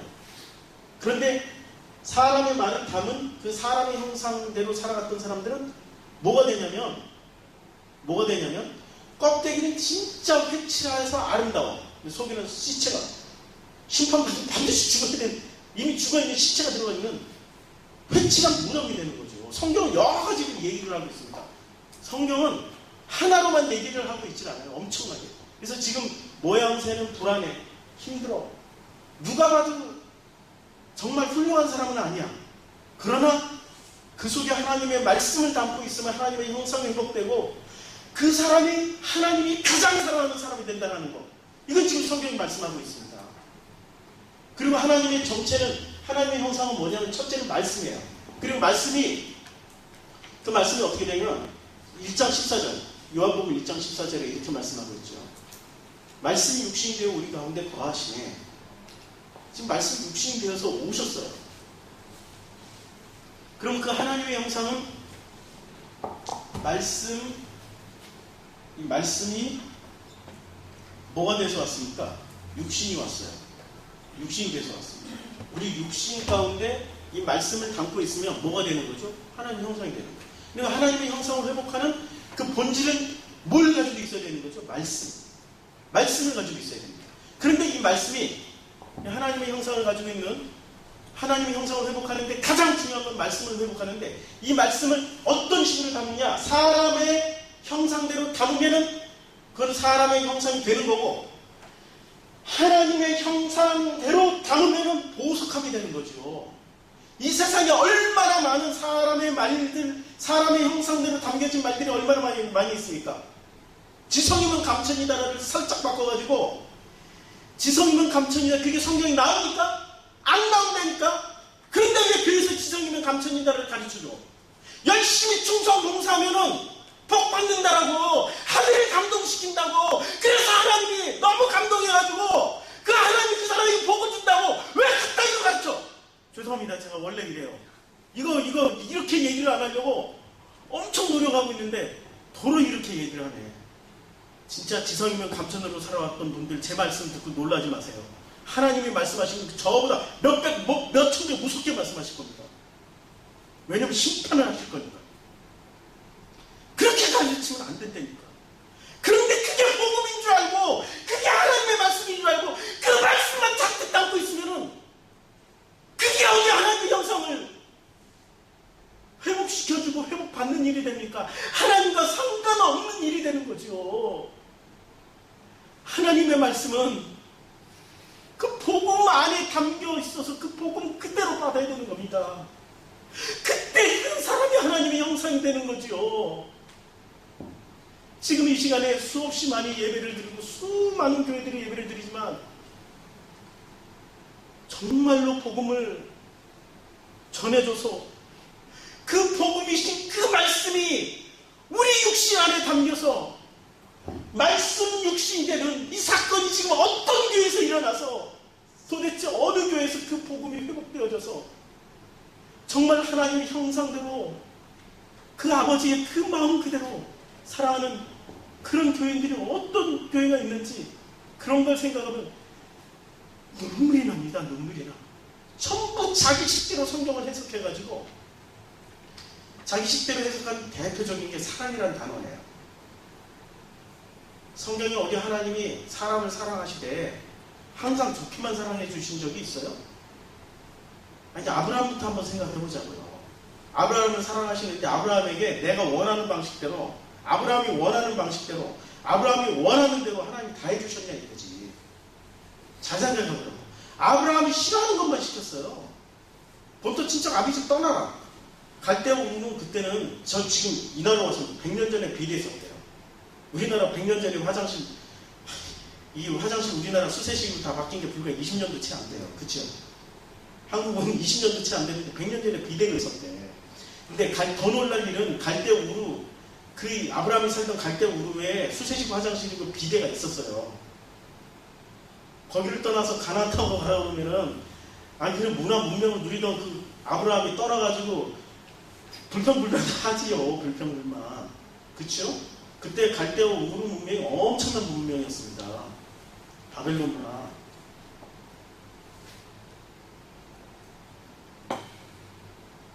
아브라함이 싫어하는 일만 시켰다니까 우리 주님. 그게 주님 방식의 사랑이에요. 요셉. 육신의 아버지는 요셉이 원하는 것만 해줬어. 자색 옷을 입히고. 맞지요? 항상 요셉의 말을 다 들어주고 오냐 요셉아. 제일 먼저 순서가 요셉. 오냐 요셉. 어이구 네가 어떻게 야 요셉이 왔구나. 다른 아들 다 필요 없어. 요셉이 하나만 보면 요셉아 요셉아 막 이러고 살아. 그게 육신의 아비의 사랑인데 하나님의 사랑은 어떻게 해줬죠? 구덩이에 쳐넣어버렸어. 종으로 팔아버렸어. 그것도 모자라서 감옥에 가둬버렸어. 하나님 방식의 사랑은 다르다니까? 근데 왜 자꾸 인간의 방식의 사랑으로만 교회에서 서로 사랑하세요 그러면 사람들은 어떻게 생각하냐면 서로 사랑하세요? 그럼 와 내가 저 집사님한테 뭐 하나 사줘야 되나 보다. 마음에 막 부담이 생겨가지고 우리 그런 고백 너무 많이 해요. 마음 집사님이 지난번에 노트북이 없다고 그래가지고 내가 그때 마음이 너무 부담이 돼가지고 집사님 여기 목사님 여기 노트북 꼭 그걸 사랑으로 하냐. 그게 아니라니까. 어떨 때는 노트북 얘기하면 에이 더 고생해봐라. 이게 더 사랑일 수도 있어요. 내가 목사님 너한테 되고 목사 너한테 되고 노트북 사주라. 안 사준다. 이것도 사랑이 될 수 있다니까. 하나님 방식의 사랑은 내가 원하는 걸 해주는 거 아니에요. 하나님이 원하는 것을 주는 게 사랑이고 하나님이 원하시는 것을 받는 게 사랑이에요. 근데 인간은 꼭 어떤 식으로 생각하면 자기가 좋은 거, 자기가 유리한 거. 그럼 전부 다 뭐가 되는 거예요? 사람의 말로 사람의 형상대로만 사랑하기 때문에 하나님과 상관없습니다. 그렇죠? 하나님의 말씀은 반드시 하나님 차원에서 하나님이 원하시는 것을 담는 그릇이 될 때 그 그릇을 보석함이라고 그러고 성경에서 이걸 뭐라고 그래요? 보석함에서 더 나가면 뭐가 되는 줄 아세요? 하나님의 말씀을 담고 있으면 뭐가 되죠? 성전. 이걸 신약에 와서는 교회. 이걸 교회라고 그래요. 사람이 교회지 건물이 교회가 아니라는 거죠. 건물이 교회인 사람들이 이 사람들이에요. 이 사람들. 와, 제가 지금까지 6개월 동안 여기 오는데 6개월 걸렸어요. 한국 떠나가지고 중국부터 시작해서 제가 다녔던 나라 다 기억하려고 중국도 얼마나 땅덩어리 넓어요. 그거 돌아다니는데 50일 걸렸어요. 중국 다 다니는데. 어디 돌아다니지 기억도 안 해요. 일단 중국 갔다가 그 다음에 어디 갔지? 라오스 갔다가 태국 갔다가 인도 갔다가 인도도 땅덩어리가 넓어가지고 여러 군데 다녔어요. 인도, 네팔, 그 다음에 터키, 마케도니아, 알바니아, 몬테네그로, 크로아티아, 보스니아, 체코, 헝가리, 체코, 그 다음에 밀라노 갔다가 마드리드 갔다가 여기 왔네요. 뭐 빼먹은 나라도 있을 것 같아요. 그렇게 다니면서 제가 봤던 게 뭘 봤는지 아세요? 그들의 성전을 봤어요. 인도의 힌두교 성전 있죠? 성전. 얼마나 의리의리하게 멋있고 아름답게 지었는지, 그게 몇천 년 전에 지은 거, 몇백 년 전에 지은 거, 지금도 얼마나 튼튼하고 잘 지었는지, 와, 아름다워요. 감탄. 그 문양하며, 조각하며, 그 돌도 얼마나 비싼 돌로 썼는지, 힌두교 사원들 다 돌아다니고, 불교 사원들은, 불교, 와, 태국에 있는 그 절 가보세요. 완전히 그냥 끝내줍니다. 게다가 이슬람 사원 터키에 있잖아요. 그 아야소피아 맞은편에 있는 블루 모스크. 와, 이 입이 안 다물어져요. 게다가 유럽에 딱 넘어오니까 교회를 와, 나는 교회가 왜 그렇게 등치를 하고 이슬람처럼 힌두교처럼 불교처럼 왜 그렇게 등치를 하고 왜 이렇게 교회 안에서 뭘 인형을 그렇게 많이 만들어 놓는지 마음이 공허해요. 하나님의 형상이 안 되고 사람 형상으로 채우니까 안 되는 거예요. 그것을 그 사람들은 뭐라고 그러냐면 자기네들도 똑같이 보는 거예요. 이것은 성전이라고 그러고 모든 종교를 통틀어서 이것은 교회라고 해요.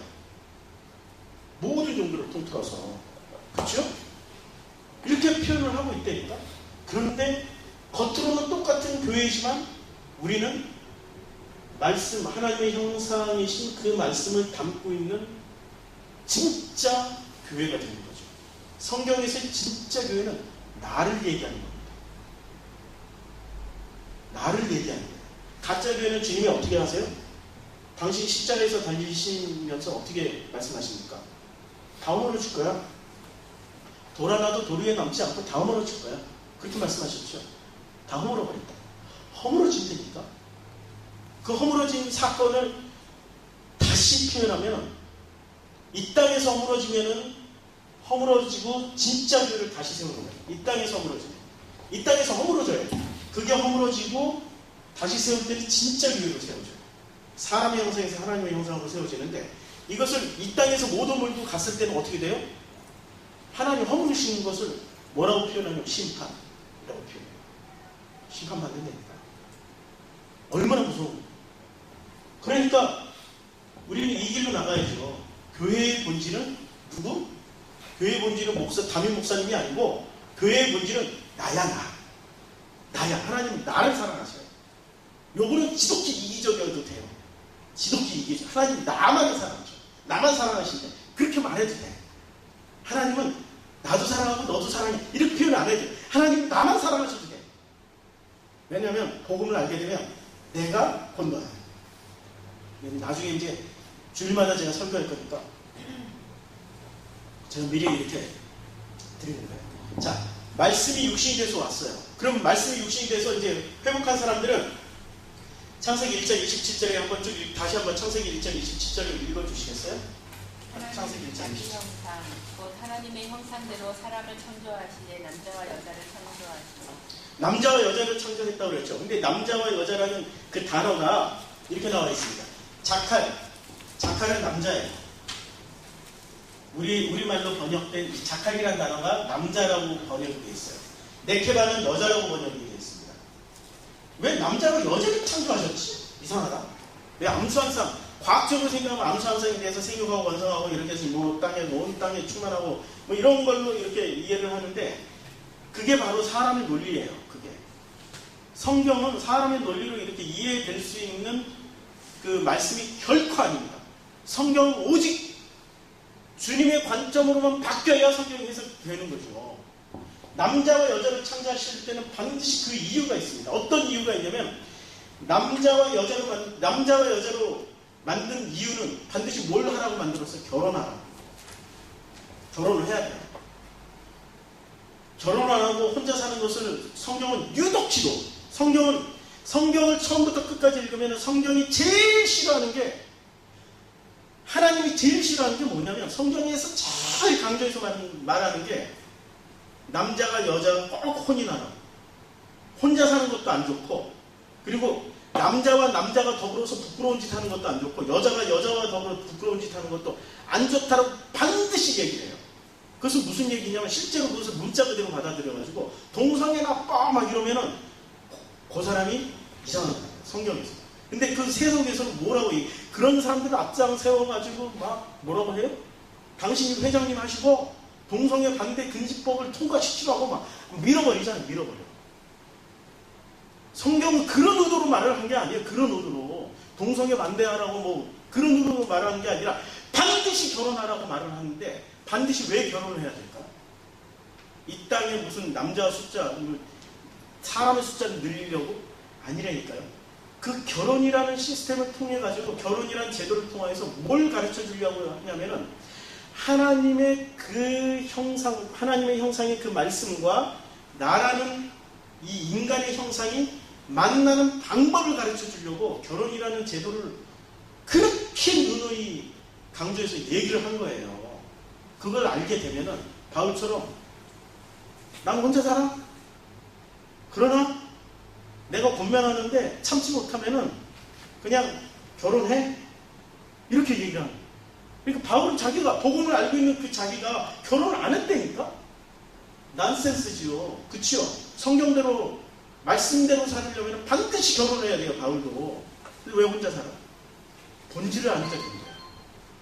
복음의 본질은 지금 결혼이라는 제도나 시스템을 통하여서 어떻게 하나님의 형상을 회복하여지는지를 가르쳐 주려고 결혼이라는 제도를 엄격하게 얘기를 한 거지 그것을 율법 그대로 지키라고 사람들 두드려 잡으라고 거룩한 장로님처럼 이렇게 말 안 듣는 손자들 이걸로 막 패라고 성경으로 막 패라고 그렇게 엄격한 결혼 시스템을 얘기한 게 아니란 말입니다.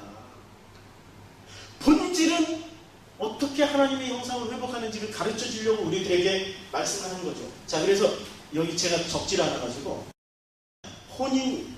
혼인에 성공한 사람과 혼인에 실패한 예가 다 나와요. 성공은 무지무지 자세하게 혼인, 결혼, 신랑, 신부 치면은 그 검색어에서 그거 치면은 성경에 수도 없이 떠. 그거 다 읽는데 몇 날 며칠 걸려요. 자, 혼인, 좋은 결혼은 어떤 것을 이야기하는지를 얘기해 주는데 이사야 49장 18절. 이사야 49장 18절. 그래서 결혼을 소중하게 생각하는 거예요. 49장 18절. 그래서 그 결혼이라는 시스템을 통해서 그래서 결혼을 해야 또 결혼해서 실제로 살아가야 결혼이 이래서 주님이 이렇게 해서 자꾸 결혼을 얘기하는 거구나 알게 됐다니까요. 결혼을 해봐야 결혼을 안 하고 혼자 사는 거 깨닫기 힘들어요. 맞죠? 네. 49장 18절에 내 눈을 들어 사방을 보라 그들이 다 모여 내게로 오느니라 나 여호와가 이르노라 내가 나의 삶으로 맹세하노니 내가 반드시 그 모든 무리를 장식처럼 몸에 차며 그것을 띠기를 신부처럼 할 것이다. 신부를 어떻게 묘사하고 있습니까? 지금 주님이 직접 말씀하신다고 얘기를 했습니다. 내 눈을 들어 지금 내 눈을 들어서 보니까 49장 17절에 내 자녀들은 빨리 걸어요. 자녀들이 지금 모이고 있어요. 자녀들이 모이고 있는 그 당신의 자녀들은 뭐라고 표현했어요? 신부라고 표현했죠. 그 신부라고 표현했는데 그 18절에 신부로 표현하는데 주님이 이르노라 나 여호와 지금 주님이 직접 말씀하신 걸 강조하기 위해서 말씀하는 나 여호와가 이르노라 내가 삶으로 주님이 삶으로 맹세를 하세요. 지금 주님은 맹세하지 말라고 그러고 자기는 또 맹세하시네. 이건 나중에 자기는 맹세를 하세요. 그 정도로 진짜 중요한 말씀이다. 삶으로 맹세하노니 내가 반드시 그 모든 무리는 어떤 무리들이에요? 지금 자녀들이 모이고 있는 그 자녀들을 하나님의 형상을 회복받은 이 사람 하나님의 형상을 회복받은 그 사람들을 어떻게 얘기해요? 그 무리를 장식처럼 몸에 차고 또 하나는 그것을 띠기를 신부처럼 할 것이다. 결혼 시스템 얘기를 한다니까. 신부처럼 61장 10절 이사야 61장 10절 61장 10절에 보면은 이런 말씀 나옵니다. 내가 여호와로 말미암아 크게 기뻐하며 내가 이제 이사야가 말하는 거야. 내가 여호와로 말미암아 크게 기뻐하며 내 영혼이 나의 하나님으로 말미암아 즐거워하리니 이는 그가 구원의 옷을 입었어요. 드디어 할렐루야. 구원의 옷을 입었어요. 하나님의 형상을 회복받았어요. 구원의 옷을 입었다는 하나님의 형상을 회복받았어요. 회복받은 나를 어떻게 합니까? 구원의 옷을 내게 입히시며 공의의 겉옷을 내게 더하시고 거기다 공의의 겉옷까지 더하시고 신랑이 사모를 쓰며 이제 우리나라 번역이래. 우리나라 번역이 신랑이 사모를 쓰며 이게 사모관대 쓰고 결혼했잖아요. 신랑이 사모를 쓰며 신부가 자기 보석으로 단장하게 하셨습니다. 그러니까 구원과 하나님의 형상을 회복받는 그 모든 과정을 지금 무엇을 비유하고 있습니까? 신랑과 신부 혼인잔치에 비유하고 있다니까. 그래서 주님이 오셔서도 혼인잔치의 비유를 얼마나 많이 말씀하셨습니까? 신랑과 신부. 그리고 주님이 이렇게 말씀하셨어요. 예수님은 신랑. 우리 믿는 사람들은 아까 뒤에서 그렸지만 그 하나님의 형상을 회복받은 그 보석함이 되고 교회가 된 그 당신의 자녀들은 신부라고 얘기를 하고 있지 않습니까? 예수님은 신랑, 나는 신부. 어떤 사람이 신부가 되는 거죠? 하나님의 형상을 회복받은 그 말씀을 가지고 있는 그 복음을 가지고 있는 그 사람들을 주님이 그 사람들을 신부라고 말씀하고 계십니다. 당신이 신랑이 되시고 너무나도 사람들이 못 깨달으니까 안 보이면 안 믿어버리니까 보이는 것으로 설명하려고 결혼 시스템을 통해서 설명하고 계신 거죠. 신부. 우리는 신부. 그러니까 아까 보석함에다가 하나 더해주는 거죠. 보석함 교회 또 이름이 하나님의 형상이 되는 사람들 신부. 그렇게 되는 거죠. 그렇죠? 다시 돌려야 돼. 이거 돌려서 계속 연결해서 공부를 하는 게 도움이 될 것 같아요. 자, 이렇게 나가면은 이제 보석함 교회에서 우리는 뭐가 되는 거죠? 신부가 되는 겁니다. 신부. 그런데 반대의 경우가 있어요. 아니 한 절만 더 찾고 62장 9절 이사야 62장 9절 네? 몇 절이요? 5절 죄송합니다. 62장 5절 마치 청년이 처녀와 결혼한 같이 내 아들들이 너를 취하겠고 신랑이 신부를 기뻐한 같이 내 하나님 너를 기뻐하시나. 지금 신랑 신부 얘기가 전부 무슨 얘기입니까? 하나님의 형상, 하나님의 아들들이 하나님의 말씀을 가지고 있는 그 하나님의 형상을 회복한 그 아들들이 뭘 하는 거죠? 마치 처녀와 결혼한 같이, 자카리 네케바와 결혼한 같이, 남자와 여자가 결혼한 같이. 지금 창세기 1장 27절에 이미 구원의 방법을 다 가르쳐 준 거예요. 이게 복음이죠. 성경 어느 한 구절마다 복음 아닌 게 어디 있습니까? 복음이 요한복음 3장 16절만 있다고 꼭 외치고 그 3장 16절만 들고 이렇게 길거리 다니 성경 모르시는 분이지. 어느 구절 하나하나 복음 아닌 데가 어디 있습니까? 마치 청년이 처녀와 결혼한 같이 내 아들들이 너를 취하겠고 신랑이 신부를 기뻐한 같이 내 하나님이 너를 기뻐하십니다. 하나님의 형상은 너무너무 기뻐하시고 그러나 하나님의 형상이 아닌 사람의 형상은 어떻게 하냐면 저주를 해버리십니다. 결혼을 잘못한 족속들이 있습니다. 예레미야에서는 무지하게 많이 나와요. 예레미야 7장 34절. 예레미야는 바로 이사야 다음이었죠. 7장 34절. 7장 34절.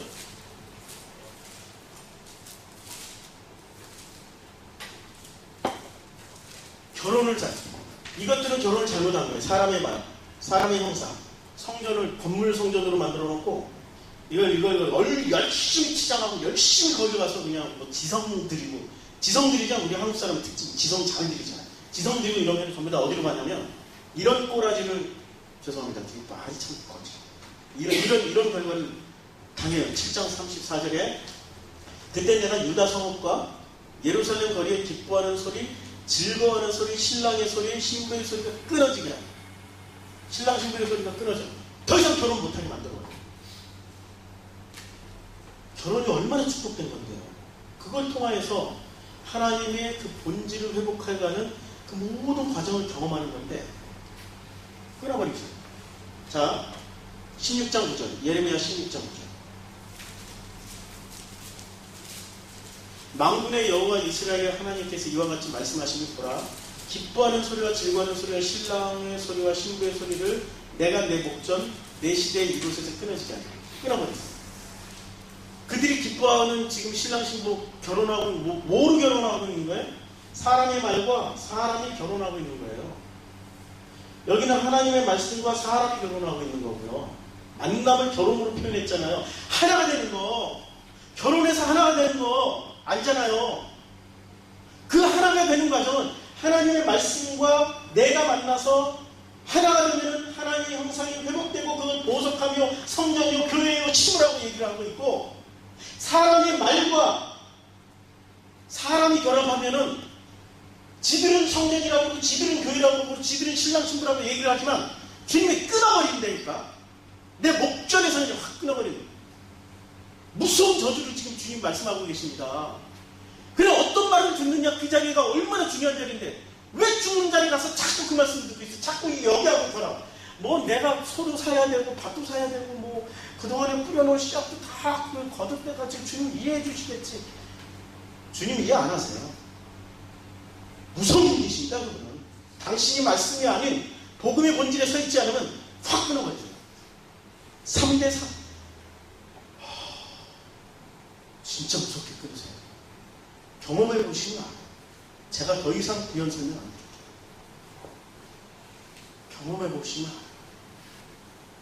16장 9절 말씀 읽으셨으면 25장 10절 말씀 한번 찾아가 볼까요? 25장 10절 말씀. 내가 그들 중에서 기뻐하는 소리와 즐거워하는 소리와 신랑의 소리와 신부의 소리와, 여기서 신랑 신부의 소리는 전부 어떤 소리입니까? 신랑은 누구예요? 사람의 말. 신부는 누구예요? 내가 이렇게 결합된 거예요. 여기서 말하는 신랑은 사람의 말이에요. 하나님의 말씀이 아닙니다. 복음이 아니에요. 복음이 아니 이 성경을 얘기해도 이게 복음이 아니면 그거 사람의 말이에요. 아무리 예수 십자가 보혈 아무리 외치더라도 그것이 복음이 아니면 사람의 말입니다. 그래서 신랑의 소리, 사람의 말의 소리와 신부, 내가 신부의 소리가 이게 맷돌 소리와 등불의 빛이 어떻게 됩니까? 끊어지게 아니라 확 그냥 주님 끊어버리세요. 그리고 여기는 구원 절대 못 받습니다. 이거 하나님의 형상이 아니니까. 하나님 나라는 누구만 들어가요? 잘 생각해보세요. 하나님 나라는 하나님과 같은 레벨만 들어가죠. 그쵸? 그러니까 하나님의 형상은 하나님의 레벨 맞죠? 그러니까 거기는 들어갈 수 있어. 그런데 사람의 형상을 가지고 내가 이 땅에서 이만큼 봉사했어요 하나님, 이만큼 충성했어요 하나님, 나 이렇게 나 좀 들여보내주세요. 그러면 들어갈 수 있어요? 못 들어가요. 못 들어가. 아니 우리 집이 좀 작아요. 우리 집이 원래 서울에 한국 사람 집이 작잖아요. 우리 집안에 코끼리가 너무 이쁘다고. 야 코끼리 너 나랑 살짝 하고 코끼리 들어와 하면 어떻게 못 들어오네. 걔가 들어오고 싶어도 그 코끼리가 들어오고 싶어도 못 들어와. 우리 집 너무 작아가지고 종류가 다르면 안 돼. 종류가 다르면 차원이 달라. 지금 사람의 차원과 하나님의 형상의 차원이 달라요. 하나님의 나라는 하나님의 형상만 데리고 들어가세요. 사람의 형상은 들어가려고 해도 못 들어간다니까. 그들이 몸집이 코끼리보다 더 비대해가지고 이것저것 덕지덕지 묻힌 게 많아가지고 덕지덕지 묻힌 게 얼마나 등덩어리로 치장하고 뭐로 치장하고 뭐 내가 이만큼 면류관을 쓴 만큼 뭐 개털 모자 못 쓰고 이 내가 써야 되는 이 훌륭한 모자를 내가 충성 몽사 엄청 많이 해가지고 이런 거 쓰고 왔어. 하나님 그 모자 때문에 못 들어간다니까. 그 모자 때문에 원숭이 잡으려면 원숭이 요만한 이런 항아리 속에 이런 주둥이 작은 항아리 속에 빠내놓으면 원숭이 잡잖아요. 딱 집어넣었어. 움켜 잡았어. 이 주먹 때문에 못 빠지잖아요. 하나님 나라에 들어가려면 그거 다 버리고 들어가야 되는데 그냥 본토나 친척이나 아비나 뭐 다 그 형제나 부모나 다 버리고 들어가야 되는데 안 버리잖아. 다 짚고 이러고 항아리째 끌고 가고 있잖아. 항아리째 나도 좀 집어넣어 주세요. 근데 너는 들어올 수 있는데 너 항아리 때문에 못 들어온다? 그래도 항아리 안 버린다니까. 그거 버리면 진짜로 지옥 가는 거야. 그거 버려야 진짜 천국 가는 거야. 거꾸로 알고 있어요. 거꾸로. 성경은 내내 그렇게 얘기하고 있어요. 자, 내내 그렇게 얘기하고 있는 이 성경이, 자, 자칼. 이제, 이 자칼이, 자, 이 자칼이 남자란 말이에요. 남자는 누구를 얘기하냐면, 이제 성경을 찾아보죠. 출애굽기, 아니, 창세기 17장 10절부터. 할례 의식에 참여할 수 있는 사람이야. 창세기 17장 10절. 창세기. 성경을 좀 많이 찾죠.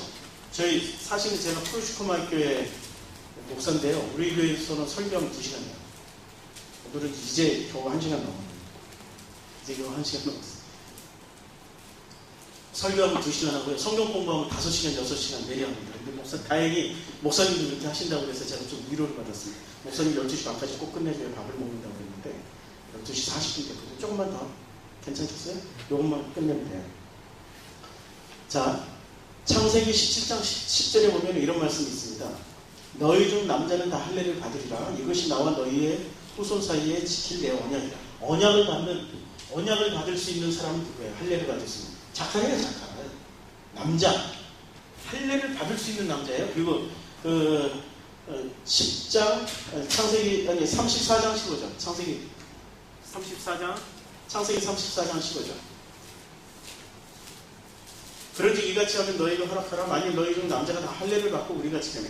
여기서 할례를 받는 남자가 자칼이에요. 지금 자칼. 이게 자칼이 83에 쓰여졌는데 그 중에 중요한 것만 뽑은 거예요. 나머지 뭐 그냥 저주의 대상 자칼도 있고 다 있어요. 그러니까 아까 그 신랑 중에 개떡 같은 신랑 있잖아요. 막 끊어지는 신랑. 그런 거 다 있거든요. 근데 여기는 지금 축복받는 신랑만 이렇게 써놓고 여기 살리게 대상 그런 거 좀 살짝 썼어요. 그거 다 쓰면은 83회가 나와요. 자칼이. 그 중에 많이 나오는 게 어떤 할례를 받고 그 다음에 할례를 받고 제사에 참여하는 거예요. 그 성전에 들어갈 수 있는 사람. 그 사람이 바로 자칼이에요. 자칼. 그러니까 이 말씀 지금은 이제 할례 없어져. 지금 할례는 안 하잖아요. 종교적 할례는 없잖아요. 근데 그 할례는 뭐로 받는 거예요? 이제 말씀으로 우리가 회복받으면 할례 받았다고 쳐주고 하나님이 그렇게 인정해주고 성전에 들어가서 제사를 드릴 수 있는 자격을 부여받아요. 이게 지금 자칼의 자, 그 다음에 인구조사의 대상이 돼요. 민수기 1장 2절. 민수기 1장 2절에 여기서도 자칼이 쓰여졌어요. 창출 내 민심 이렇게 되죠. 1장 2절. 너희는 이스라엘 자손 모든 회중 각 남자, 이 남자가 자칼이에요. 자칼인데 모든 남자가 다 자칼로 쓰여진 건 아니에요. 이 자칼에 해당되는 남자들만 제가 뽑은 거예요. 각 남자의 수를, 그러니까 각 자칼의 수를 그들의 종족과 조상의 가문에 따라 그 명수들을 계수할지라. 그러니까 인구조사에 들어갈 수 있는 사람이 전부 누구예요? 자칼들만 들어가요. 그러면 그 인구조사가 나중에 계시록 가서는 어떻게 바뀌어요? 14만 4천으로 바뀌죠. 그 영광의 참여할자. 거기에 들어갈 수 있는 사람들은 누구만 들어가요? 자칼들만 들어가요. 자칼들. 진짜 자칼들. 그 말씀을 가진 자칼들. 짝퉁 자칼들은 어떻게 돼요? 아까 우리가 봤죠. 혼인잔치를 위해서. 그 가짜 신랑들은 다 제하여번을 잘라버려요. 진짜 여기서는 셀 수 있는 그 대상이 되는 사람들은 자격되는 자칼들만 세는 거예요. 자, 그 다음에 한 구절을 또 건너뛰고 스바냐 인연에 건너뛰고 세 번째, 희생자산에 사용된 짐승들이 착하리라고 쓰여야 돼요. 출애굽기 12장 5절. 출애굽기 12장 5절. 자, 12장 5절에 이렇게 나와요. 너희는 너희 어린 양을 흠없고 1년 된 수컷, 이게 착하입니다.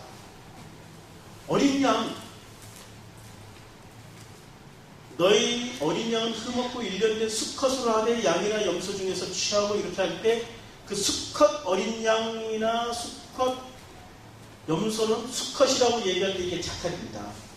자칼이에요. 이 자칼이 그러니까 희생제물이 되는 것도 아무나 되나? 조건은 다르죠. 흠없고 어린 양, 그렇죠? 그러니까 아무나 되는 게 아니에요. 모든 자칼이 다 이렇게 희생양이 되는 게 아니에요. 하나님의 형상을, 그 말씀으로 하나님의 형상을 회복받은 자칼들만 십자가, 이 희생양이 되는 건 십자가에 참여하는 거잖아요. 십자가에 연합해서 주님과 함께 이렇게 돌아가시는 거잖아요. 나라는 존재는 지워지고 주님으로만 사는 존재가 되는 거잖아요.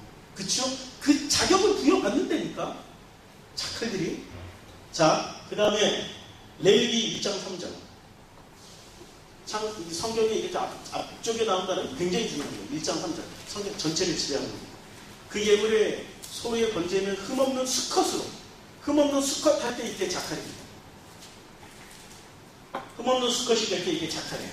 나머지 신명기 뭐 다 찾아보세요. 그 다음에 이 자칼들이 살육의 대상이 돼요. 창세기 34장 25절. 창세기 34장 25절. 창세기 34장 25절에 보면 이런 말씀이 있습니다. 제3일에 아직 그들이 아파할 때 야곱의 두 아들 디나와 오라버니 시므온과 레위가 각기 칼을 가지고 원래 그 성읍 기습하여 모든 남자를 죽여버렸어요. 아니 이것은 도덕 윤리적으로 이러면 안 되는 거예요 지금. 그쵸? 아니 도덕 윤리적으로 사람 죽이는 사건이 왜 성경에 들어와 있어야 돼? 이런 거 빼버려야 돼. 인본주의자들이 이런 거 빼고 싶어요.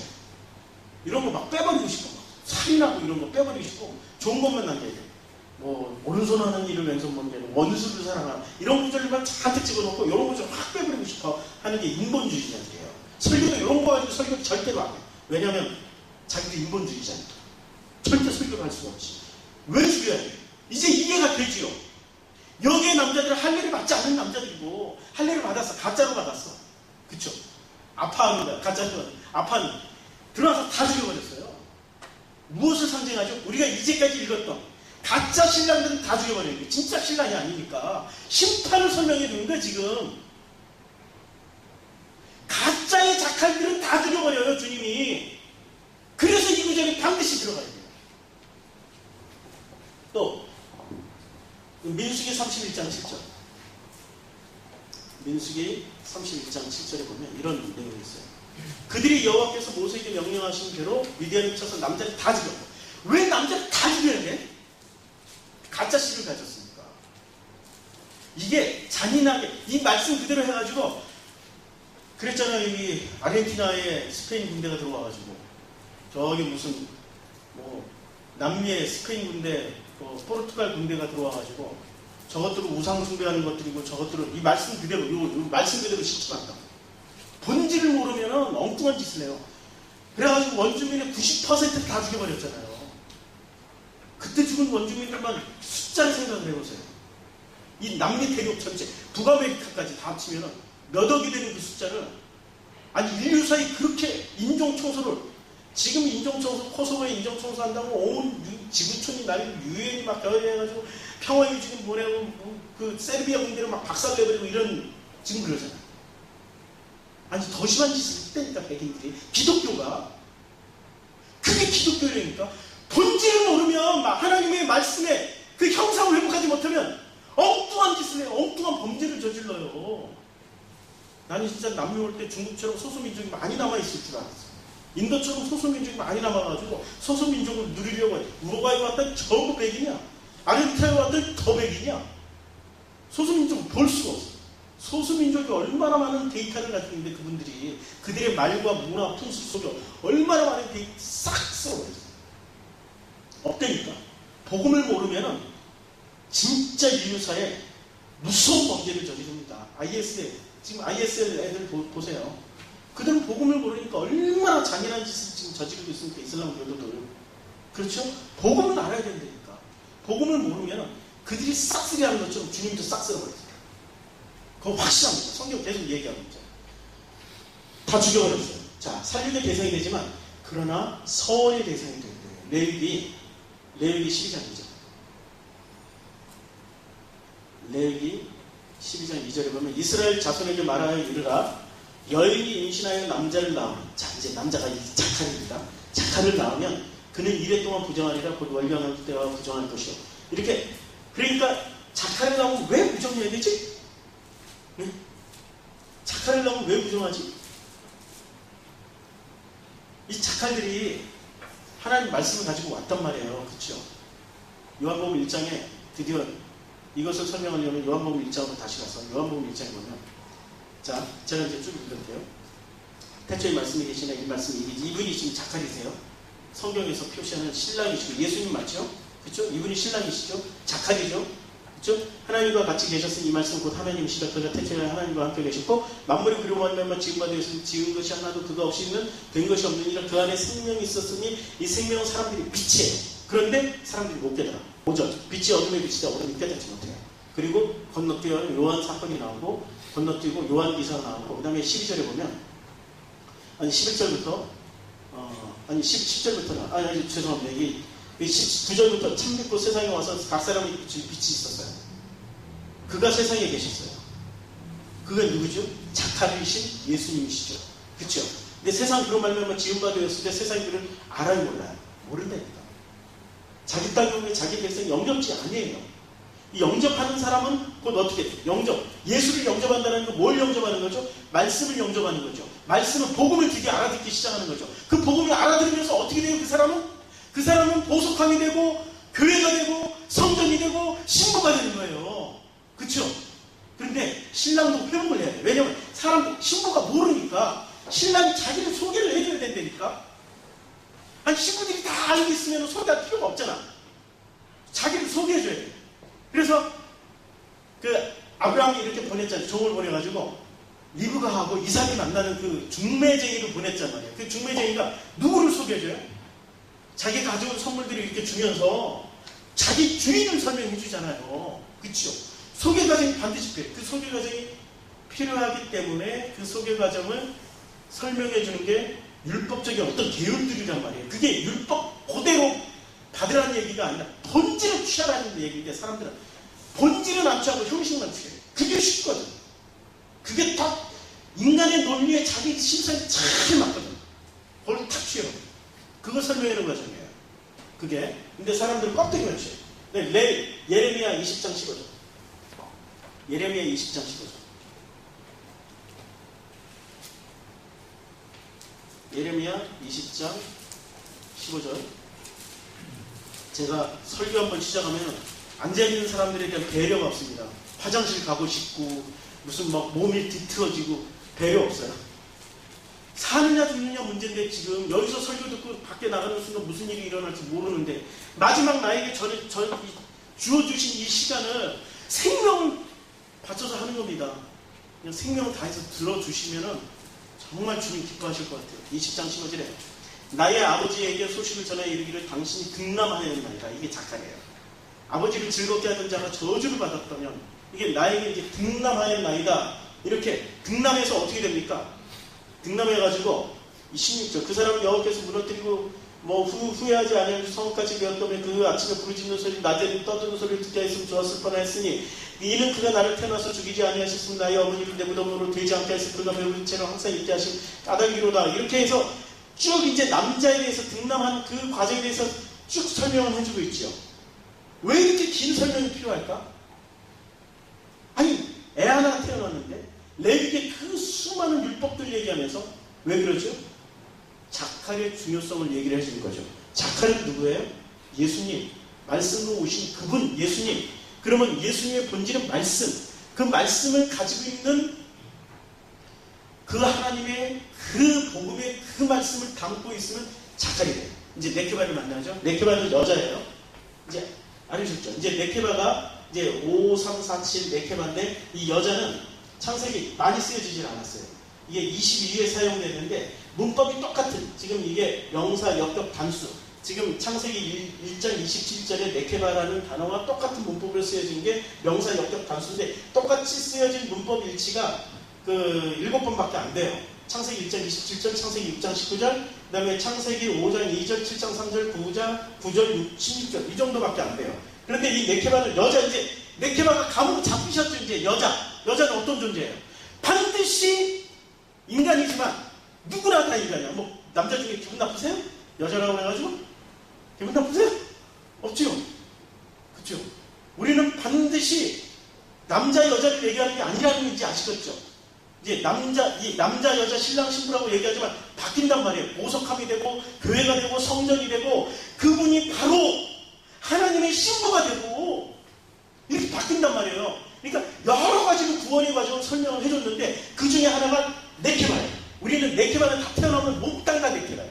인간은. 그런데 몽땅 다 여자란 말이에요. 여자인데 그 중에 진짜 네케바가 되는 나라는 존재가 있단 말이에요. 진짜 네케바는 어떻게 되냐면 진짜 네케바는 말씀에 반응해서 말씀과 함께 했던 여자들이 되는 거예요.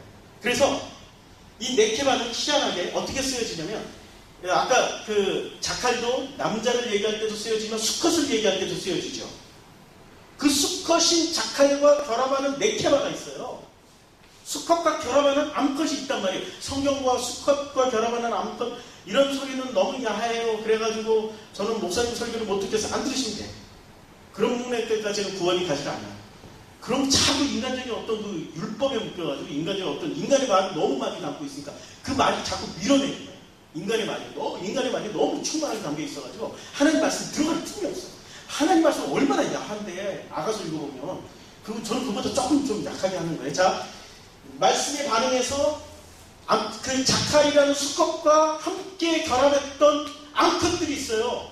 그것을 성경은 정확하게 보여줍니다. 창세기 7장 한번 보세요. 창세기 7장 3절, 9절, 16절 다 나와요. 창세기 7장 3절.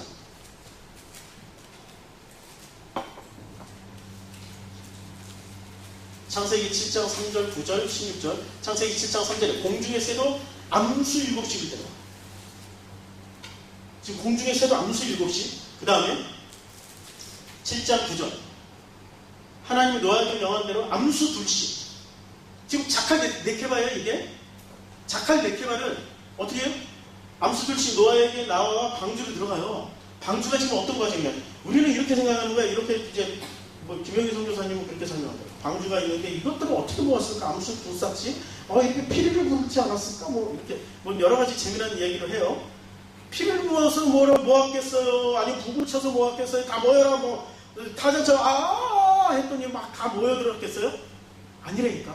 복음을 알고 있는 성상을 회복한 그 본질을 회복한 사람들은 가게 돼 있어. 어디로? 방주로 가게 돼 있어. 쌍을 이뤄서 자칼 그 예수님의 그 말씀을 다룬 나는 네케바가 되어 있는 거야.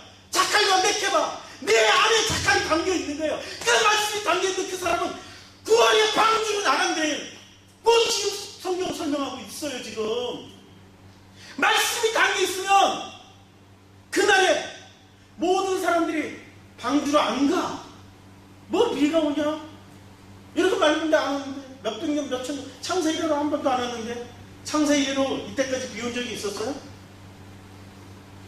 없죠. 창세기 1장, 2장 읽어보면 지면에 안개만 올라와가지고 그 안개가 식물에 물 공급을 다 해줬단 말이에요. 창세기로 비 한 번도 안 왔는데 뭔 소리 하는겨? 이러고 있는 거지. 그런데 내 안에 그 복음이 담겨있는 사람들은 암수 한 쌍씩을 이뤄서 자칼과 네케바가 되어서 그 방주로 들어가는 겁니다. 이게 바로 복음이에요. 이게 구원이란 말입니다. 그런데 그 복음이 담겨있는데도 불구하고 세상 말이 너무 어떻게 끊을 수가 없으니까 이렇게 방주로 들어가려다가 말고 야, 너 왜 들어가냐? 이리 와. 여기에 너 지금 인간관계 다 해놨잖아. 너 여기서 벌려놓은 거 다 챙겨 먹고 가야지. 그런가? 안타 그러면 어떻게 돼요? 끝나는 거죠. 성경은 애들이 없습니다. 끝나거든요.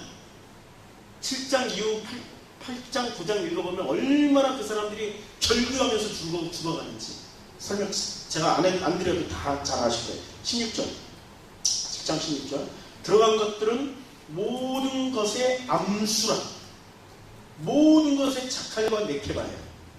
그쵸? 모든 것의 암수라 하나님이 그에게 명하신 대로 하나님의 명령을 따르는 거예요. 자칼과 네케바가 된 사람들 명하신 대로 들어가며 여호와께서 그를 들여보내고 문을 닫으신다.